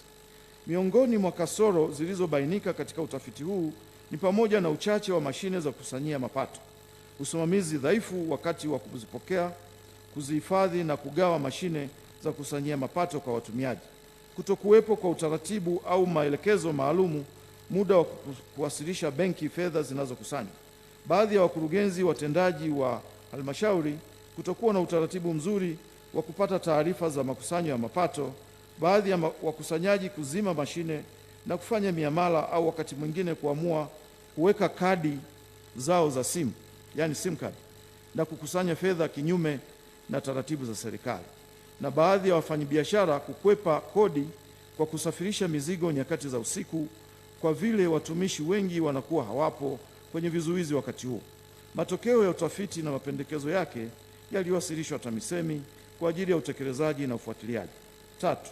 Ukusanyaji wa mapato ya kodi kwa kutumia mfumo wa kielektroniki, yani Electronic Fiscal Device EFD. Miongoni mwa mapungufu yaliyobainika ni pamoja na ukiukwaji wa sheria ya kodi ya mapato na kanuni zake za mwaka 2012 na ukiukwaji wa sheria ya kuzuia na kupambana na rushwa. Pamoja na kuishauri mamlaka ya mapato nchini hatua zifaazo, taasisi ilichukua jukumu la kuelimisha wananchi, wafanyabiashara juu ya uzingatiaji wa matumizi sahihi ya EFD na kuwaasa kutojihusisha na vitendo vya rushwa. 4. Ukusanyaji kodi ya majengo nchini. Utafiti umebaini mianya ya rushwa ifuatayo: usimamizi na utekelezaji dhaifu wa sheria, kanuni na taratibu, utayari mdogo wa kulipa kodi ya majengo na ukosefu wa taarifa na kumbukumbu za wamiliki wa majengo.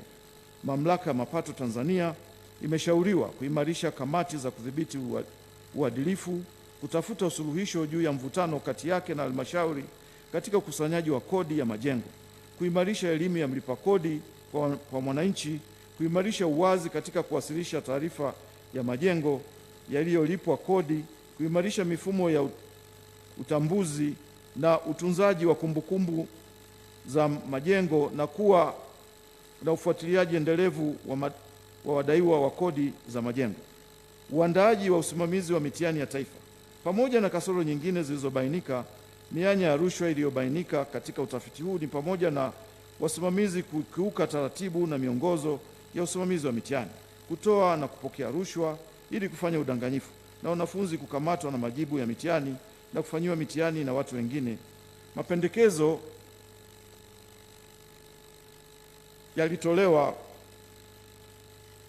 kwa taasisi inayosimamia mitihani ya taifa. Namna ya kudhibiti hali hii na upungufu huu.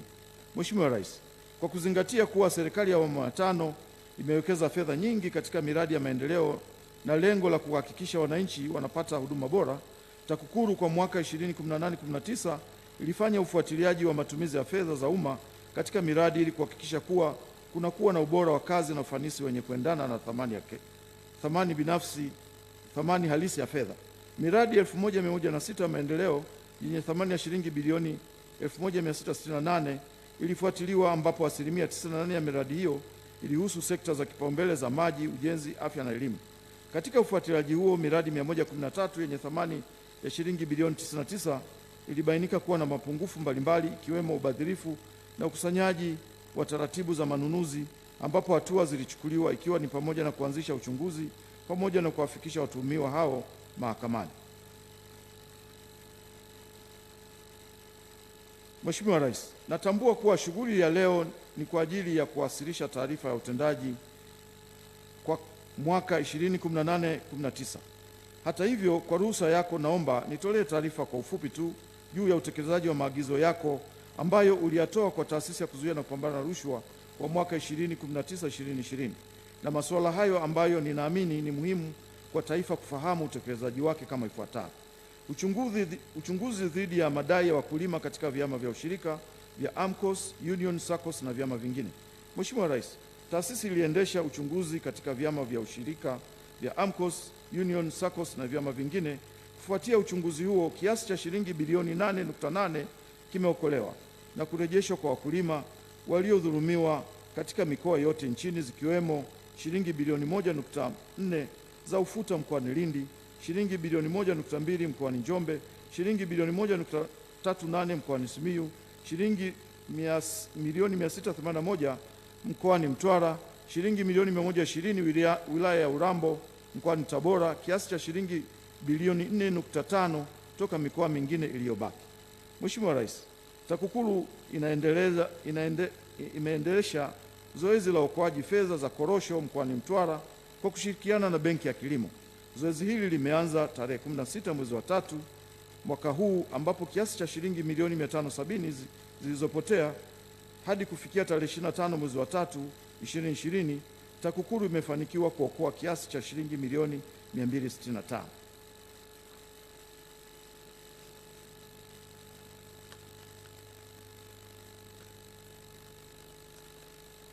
Mheshimiwa Rais,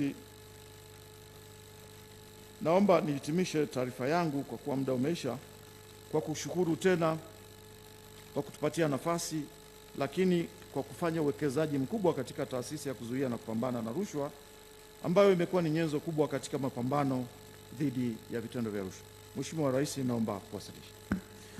Asante sana, tumpigie makofi mengi sana Kaimu Mkurugenzi Mkuu wa TAKUKURU kwa kuwasilisha taarifa hiyo. Mheshimiwa Rais, baada ya kuwasilisha taarifa hiyo ambayo naamini ni kwa kifupi, naomba sasa maafisa wa TAKUKURU mumsaidie Kaimu Mkurugenzi Mkuu kuwasilisha vitabu vya taarifa kwa Mheshimiwa Rais.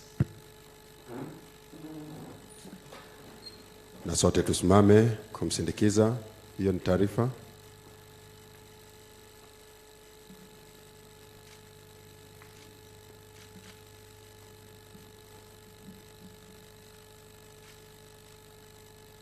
Kaimu Mkurugenzi Mkuu, ukiongea kwa sauti tuwajulishe na Watanzania.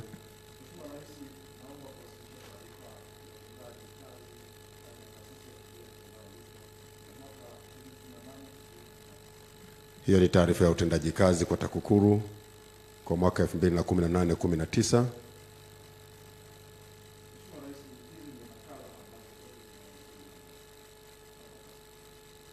Naam, hizo ni nakala tu ambazo zina ujumbe mmoja. Naomba wasilishe ya mwisho. Zina maudhui yanayofanana. Tunakushukuru sana. Tumpigie makofi mengi sana kaimu mkurugenzi mkuu wa TAKUKURU kwa kuwasilisha taarifa hizo. Mheshimiwa Rais, kwa taarifa ya kwanza ambayo ilikuwa ni ya CAG, mwasilishaji Dr. ndugu Charles Kichele amewasilisha hii ikiwa kwake pia ni mara ya kwanza tangu alipomteua kuwa CAG. Tumpigie makofi mengi sana. Ndugu Kichele leo amewasilisha kwa mara ya kwanza. Halikadhalika Brigadier General Mbungo naye amewasilisha leo kwa mara ya kwanza akiwa na kaimu nafasi ya mkurugenzi mkuu wa TAKUKURU. Tunashukuru sana kwa kuandika historia hiyo mkiwasilisha katika ukumbi wa kituo cha historia hapa Chamwino. Mheshimiwa Rais, baada ya kupokea taarifa hizo, kwa kuwa hilo ndio lilikuwa jambo kuu kwa siku hii ya leo, naomba kama una mawili matatu ya kuzungumza na viongozi hawa na Watanzania wanaofuatilia, basi uzungumze nao sasa kabla tujaendelea kwenye ratiba inayofuata. Mheshimiwa Rais, karibu sana. Labda niwakaribishe viongozi wenzangu kama yupo yoyote ambaye anataka azungumze. Mheshimiwa Spika, una lolote la kusema? Mwakilishi wa Jaji Mkuu, huna la kusema lolote? Waziri Mkuu,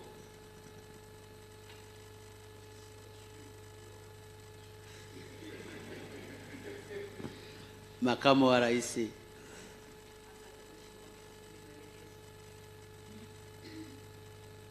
yoyote mwingine anayetaka kusema?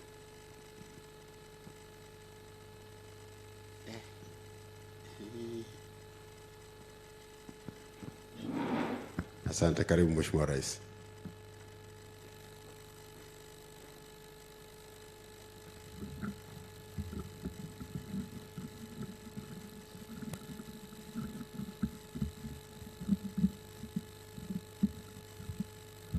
Mheshimiwa Mama Samia, Makamu wa Rais wa Jamhuri ya Muungano wa Tanzania, Mheshimiwa Kassim Majaliwa, Waziri Mkuu wa Jamhuri ya Muungano wa Tanzania, Mheshimiwa Ndugai, Mbunge na Spika wa Jamhuri ya Muungano wa Tanzania, Mheshimiwa Jaji Masaju akimwakilisha Jaji Mkuu wa Tanzania, Mheshimiwa Katibu Mkuu Kiongozi Injinia Kijazi, waheshimiwa mawaziri na makatibu wakuu mliopo, Mheshimiwa CAG pamoja na viongozi waliofuatana nao,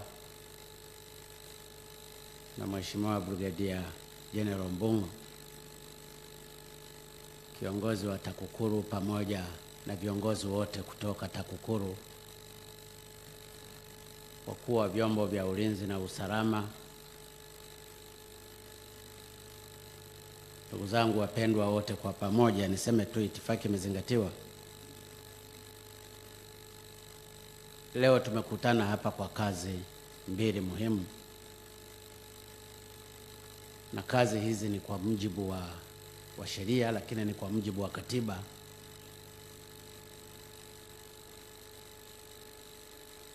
Waliotangulia kusema wameshaeleza vifungu vinavyohusika vya katiba ya mwaka 1977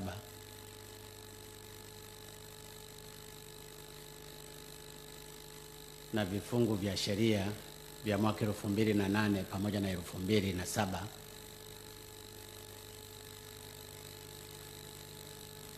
Na kwa mujibu wa sheria, CAG anatakiwa kuwasilisha ripoti yake kabla ya tarehe 30 Machi, na leo ni tarehe 26. Kwa hiyo zimebaki siku 4 afike deadline. Kwa hiyo nawapongeza sana ofisi ya CAG.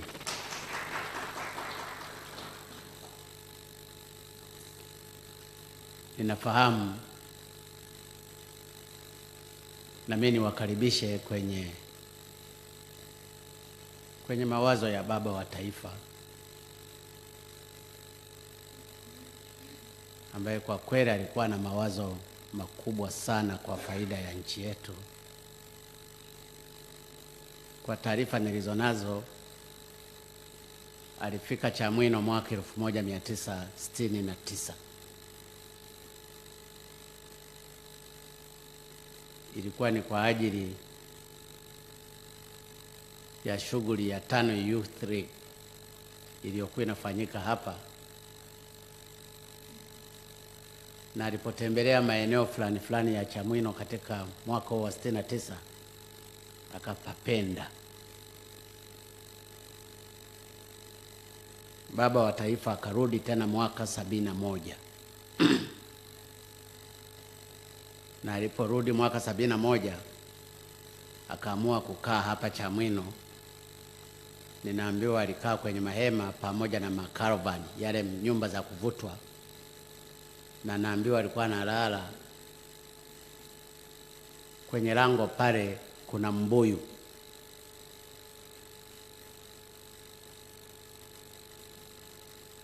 Na kwenye mwaka 73 akatangaza rasmi na serikali ya wakati huo kwamba makao makuu yatakuwa Dodoma. Mimi wakati huo nilikuwa darasa la 6. Leo niko mzee.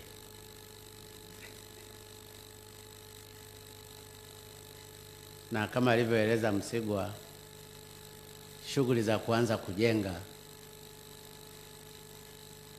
Ikulu akaanza kushughulikia, ikiwa ni pamoja na ukumbi huu ambao ni mzuri sana. Ni mawazo ya baba wa taifa Mwalimu Julius Kambarage Nyerere.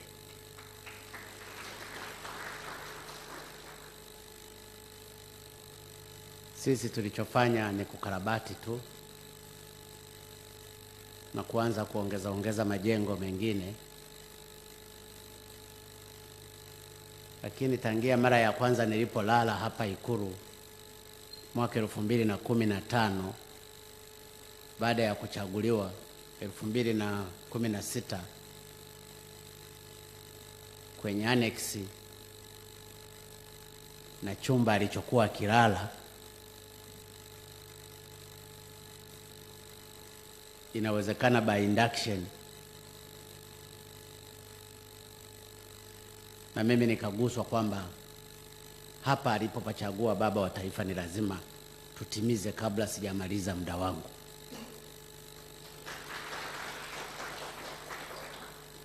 Na ndio maana kama mtakavyoona tumefanya mabadiliko mengi. Tumeshajenga ukuta wenye urefu wa kilomita 27, na inawezekana ukubwa wa Ikulu hii, sifahamu Ikulu zingine zikoje kwa sababu sijaweza kutembea sana, lakini inawezekana ikawa ya kwanza kwa ukubwa duniani. Ina kilomita za miraba 34.5 hivi. Ni zaidi ya hifadhi ya taifa ya Saanane Island ambayo ina kilomita za mraba 2.18. Hii ni 35 almost kilomita za mraba. Kwa hiyo tumeshaanza kufanya modification. Hata Ikulu ya Dar es Salaam ilivyo hivyo tumeshaanza kuijenga humu ndani kwa kutumia wataalamu wetu. Nina uhakika siku moja kama mnavyoiona Ikulu ya Dar es Salaam itakuwa hapa kwa kutumia vyombo vyetu. Wakati tulipohamia hapa, wapo watu na mataifa mengine yalitamani sana yatujengee Ikulu, lakini kosa kubwa ambalo unaweza kulifanya ni kuruhusu mtu akujengee chumba chako ambacho utalala na mke wako. Maana yake Ikulu ingekuwa wazi. Na mimi tangia nimekaa hapa kwa siku chache, napenda nikiri kwenu kwamba hapa mahali pazuri sana. Kwa hiyo ndugu zangu, karibuni. Kazi ya leo ni kupokea ripoti hizi mbili.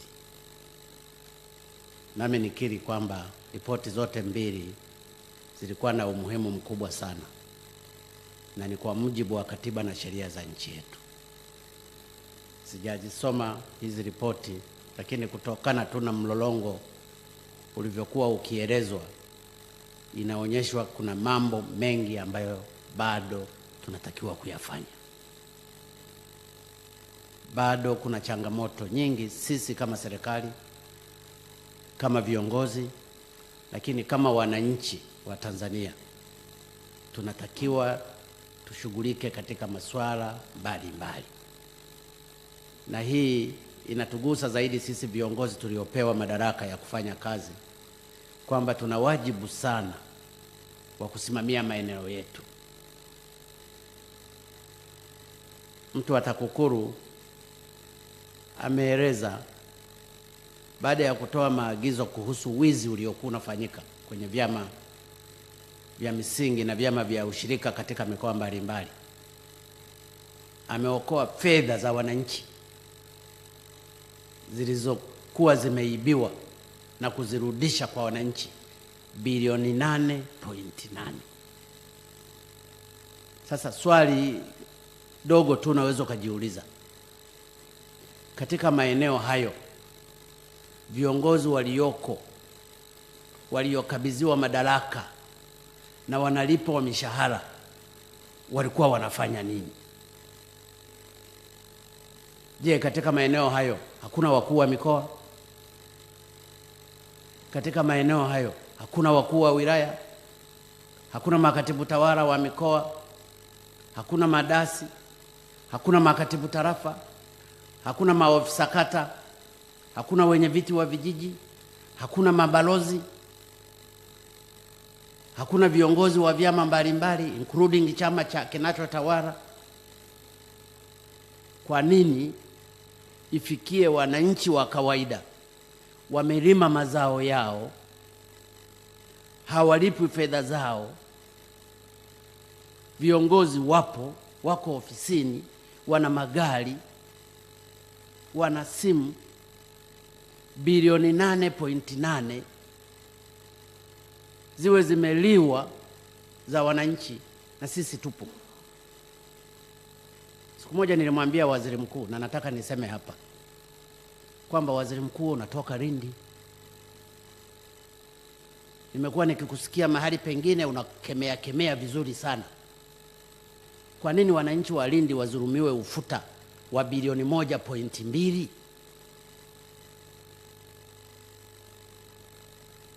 Na wewe waziri mkuu upo na wananchi wa Ruangwa ni miongoni mwao.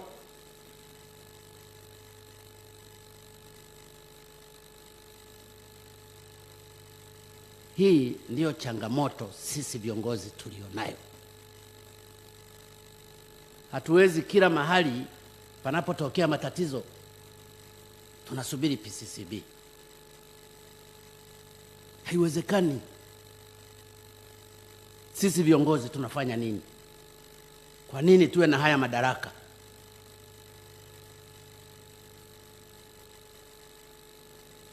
Kwa nini mpaka chombo cha kushughulikia na rushwa ndio kiende kikafanye kazi na kuwarudishia wananchi pesa zao ambazo wamelima wao kwa nguvu zao, lakini wamezulumiwa?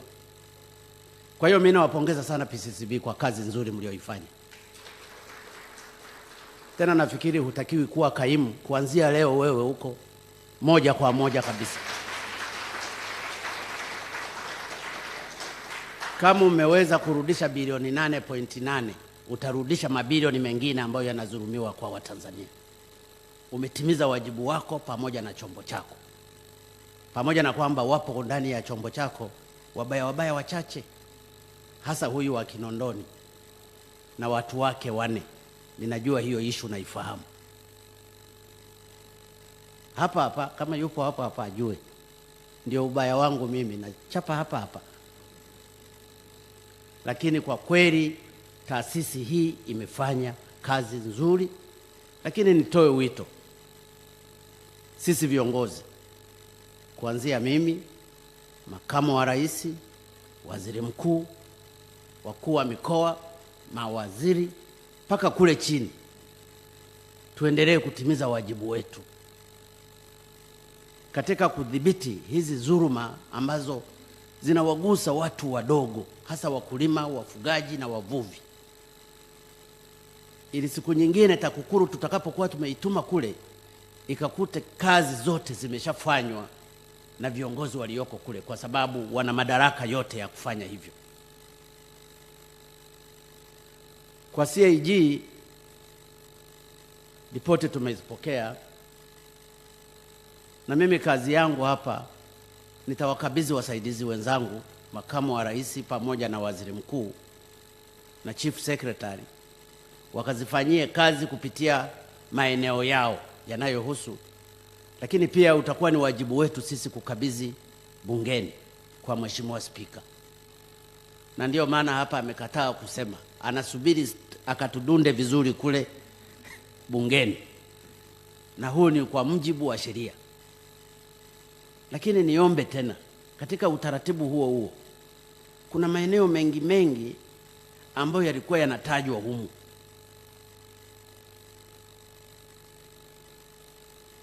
Sitaki kuyarudia.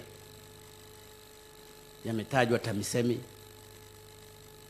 yametajwa wizara mbalimbali, imetajwa miradi mingine mtu amewasilisha, hakuna documentation.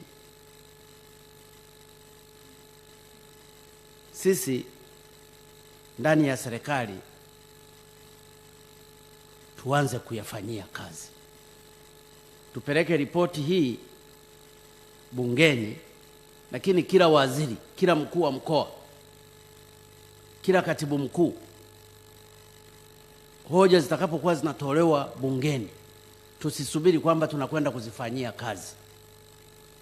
Zile zingine ambazo tutakuwa na majibu, tutoe majibu mle mle. Na hasa kwa sababu hili ni bunge la mwisho.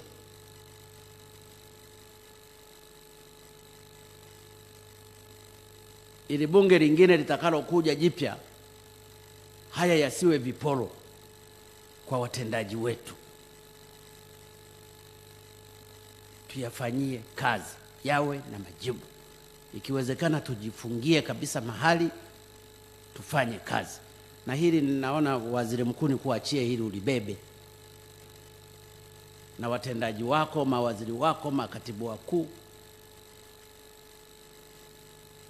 Hatujazuiliwa kukutana. Leo nilikuwa nasoma gazeti moja nasema madiwani wafanya kikao cha madiwani. Kijari fikiri vikao vya madiwani vimezuiliwa kwa sababu ya corona. Sisi tunaendelea kukutana, na hapa tunakutana katika mikutano hii ya kawaida. Hata bunge ndio maana linaendelea. Hata kwenye nchi zilizoathirika kabisa na corona, zimeua mamilioni, bado mabunge yao hayajafungwa, bado mabaraza yao ya madiwani yanaendelea kufanya kazi. Hii nilikuwa nachomekea tu kwa yule mwandishi, inaonekana bado hajaelewa vizuri maana ya dhana hii. Kazi lazima iendelee kufanyika, na uchaguzi tutafanya tu. Wako wengine wanafikiri nitaahirisha. Nani anataka akae kwenye maofisi haya muda wote huo?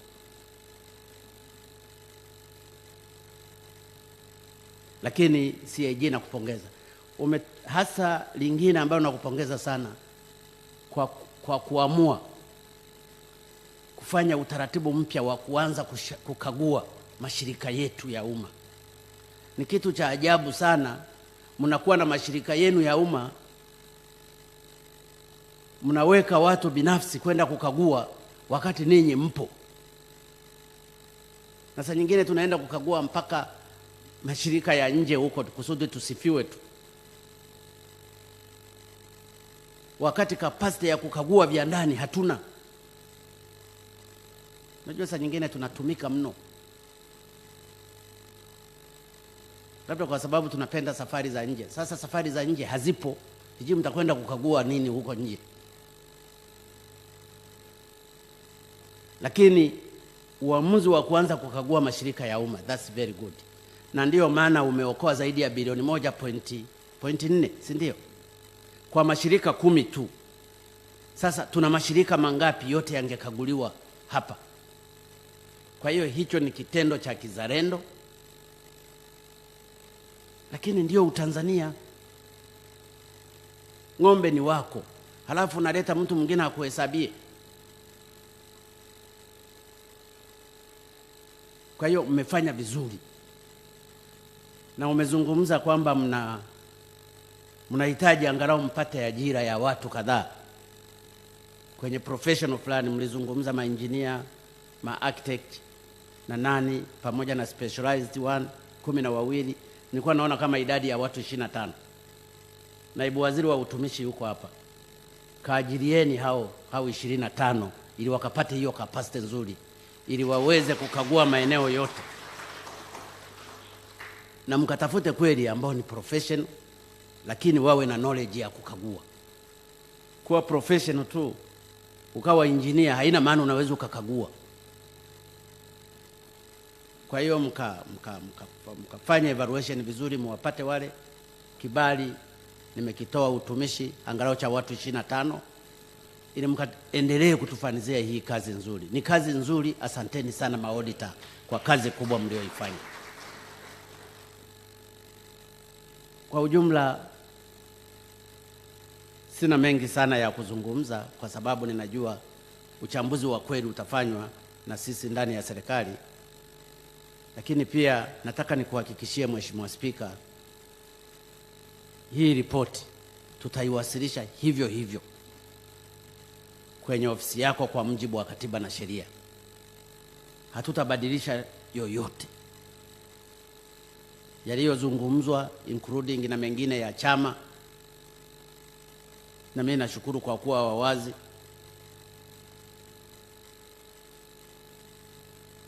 Yatakuja bungeni kwa ajili ya uchambuzi.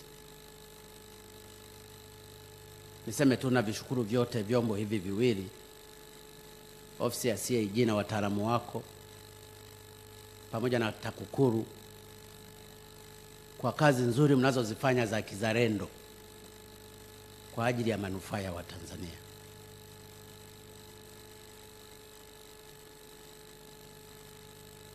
Ofisi ya mkaguzi mkuu wa serikali, ndugu zangu wafanyakazi, kachapeni kazi. Tunatambua sana kazi kubwa mnazozifanya. Tunafahamu challenges mnazozipata mnapoingia kwenye mashirika fulani fulani na serikalini kukagua. Fanyeni kazi yenu, msitishwe wala msiogope, kwa sababu hapo ndipo mahali pekee sisi ndani ya serikali na watendaji tunajirekebisha. Ninyi ndio marefa wa kweli. No matter mnakwenda kukagua wizara gani. Nilikuwa naangalia kwenye ripoti humu, mmeeleza karibu kila wizara, kila ofisi.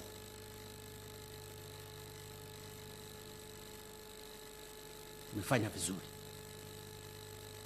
lakini mkaangalie hili swala la kukimbilia kwenda kukagua wengine wakati huku hamna capacity ya kufanya kazi.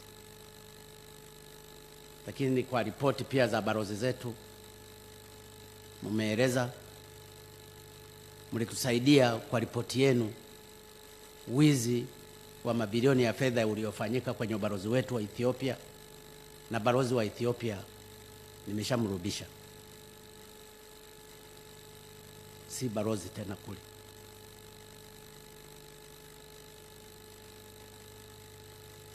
Na hii itakuwa ni fundisho kwetu sisi kwamba ukiharibu kwenye sehemu yako ujiandae kubeba msalaba. Kwa hiyo niwaombe sana viongozi wenzangu sana, hii ripoti itusaidie kuyarekebisha yale yaliyotajwa. Nilikuwa nasikia hapa IGP, bahati nzuri yuko hapa, wamelipwa watu mishahara ambao wengine wameshakufa. Ndio ripoti inayozungumza. na huyo hakujali hata kama mmetoka Msoma wote, ametandika tu. Kwa hiyo mkayarekebishe. Serikali hii haiwezi kawa inalipa mishahara ya watu waliokufa. Kwa taasisi muhimu kama ya polisi, wakati lock up mnazo ninyi, pingu mnazo ninyi, mmeshindwaje kuwashika hao wanaohusika na kuwaweka huko? Kwa nini mnawazunguka? Mnashika huku wengine mlionao hapo hapo, mmeshindwa kuwashika. Umesema watumishi milioni 100? Watumishi wangapi? Basi kama ukumbuki, lakini kimezungumzwa kitu kama hicho. Nasema uongo jamani? Natoa tu mfano kwa sababu IGP yuko hapa. Sio kwamba yeye ndiye ameharibu zaidi. Kwenye mawizara humo zimezungumzwa mabilioni ya fedha, mengine hayana documentation. Tukafanye marekebisho. Ndugu zangu viongozi, napenda nikiri kwamba hii ripoti nimeipokea, ripoti zote mbili. Ni ripoti nzuri kwa sababu ninaziona zimejaa uwazi. Tumepewa mtihani sisi ndani ya serikali kwenda kushughulikia hizi, lakini kila mmoja katika maeneo yake tukaanze kuzifanyia kazi. Na napenda kukuahidi Mheshimiwa Spika, tutazileta mapema sana kwa mujibu wa katiba na sheria hizi ripoti ndani ya bunge ili ziweze kujadiliwa. Lakini nawashukuru sana, navishukuru sana vyombo vya ulinzi na usalama kwa kazi nzuri mnazofanya, na hasa kulinda amani na usalama katika nchi yetu ili nchi iendelee kwenda. Na mimi nafikiri katika ripoti itatusaidia kwenda mbele zaidi na uchumi wetu uendelee kupanda mbele zaidi. Mimi nawashukuru sana watoa ripoti wote. Ninawashukuru viongozi wenzangu. Mungu ibariki ofisi ya CAG. Mungu ibariki ofisi ya TAKUKURU na wafanyakazi wote wa maeneo haya yote mawili. Na Mungu ibariki Tanzania. Asanteni sana kwa kunisikiliza. Asante sana Mheshimiwa Rais kwa hotuba yako. Tumpigie makofi mengi sana Mheshimiwa Rais. Na Mheshimiwa Rais, baada ya hotuba yako kitakachofuata sasa ni picha za kumbukumbu. Lakini pia naomba sasa wale viongozi, Mheshimiwa Makamu wa Rais, Mheshimiwa Waziri Mkuu na Katibu Mkuu Kiongozi, naomba tuende meza kuu pale juu kwa ajili ya kukabidhiwa ripoti ili zikafanyiwe kazi kama ambavyo Mheshimiwa Rais ameelekeza kulingana na yaliyoandikwa katika ripoti hizo. Anazopokea sasa ni Makamu wa Rais Mheshimiwa Samia Suluhu Hassan. Naomba wasaidizi wa Mheshimiwa Rais, Makamu wa Rais wasogee. Asanteni sana. Mshikie kwanza, lakini mwache ende kuwepo hapo. Tafadhali msaidizi usiende mbali na hizo ripoti. Njoo na hizo ripoti, msiende mbali. Njoo nazo. Asante sana. Naomba Mheshimiwa Makamu wa Rais, Waziri Mkuu na Mheshimiwa Katibu Mkuu Kiongozi wote tushike ripoti hizo kwa ajili ya kuzionyesha Watanzania waone kila mmoja akiwa amekabidhiwa. Naomba uende kubaki nazo. Naomba mkabidhi Waziri Mkuu. Mkabidhi Waziri Mkuu tafadhali. Mheshimiwa Makamu wa Rais, naomba usimame hapo sehemu ya Waziri Mkuu. Samahani. Sawa. Asante, tuonyeshe. Asante. Makofi mengi sana, makofi mengi sana. Mheshimiwa Rais, tunashukuru sana. Tunashukuru sana. Tumeshakamilisha. Naomba wasaidizi tuwapokee viongozi vitabu vya ripoti. Mheshimiwa Rais, baada ya kukamilika kwa makabidhiano ya ripoti hiyo, sasa tunakwenda katika ratiba ya pili, tunakwenda kwenye picha za kumbukumbu. Lakini ndugu viongozi na wageni wote tulioalikwa katika tukio hili, Mheshimiwa Rais baada ya picha za kumbukumbu anawakaribisha nyote kwa vinywaji na viburudisho katika sehemu iliyoandaliwa hapo nje. Mheshimiwa Rais, naomba nitaje picha chache ambazo tutazipiga kwa ajili ya kumbukumbu ya tukio letu hili la leo. Utakuwa na picha na waheshimiwa mawaziri na naibu mawaziri pamoja na vyombo na makatibu wakuu, lakini kutakuwa na picha ya kumbukumbu na viongozi wakuu wa vyombo vya ulinzi na usalama. Tutakuwa na picha ya CAG na timu yake. Tutakuwa na picha ya mkurugenzi mkuu wa PCCB na timu yake. Tunakupongeza sana Brigadier General Mbungo kwa kuteuliwa leo kuwa mkurugenzi mkuu, lakini pia tutakuwa na picha ya pamoja ya wote tuliohudhuria tukio hili. Naomba sasa sote tuelekee sehemu iliyoandaliwa kwa ajili ya upigaji wa picha. Twende haraka kwa kuwa Mheshimiwa Rais ameelekea sehemu hiyo. Naomba sote twende haraka sehemu ya kupigia picha kwa kuwa Mheshimiwa Rais ameelekea sehemu hiyo.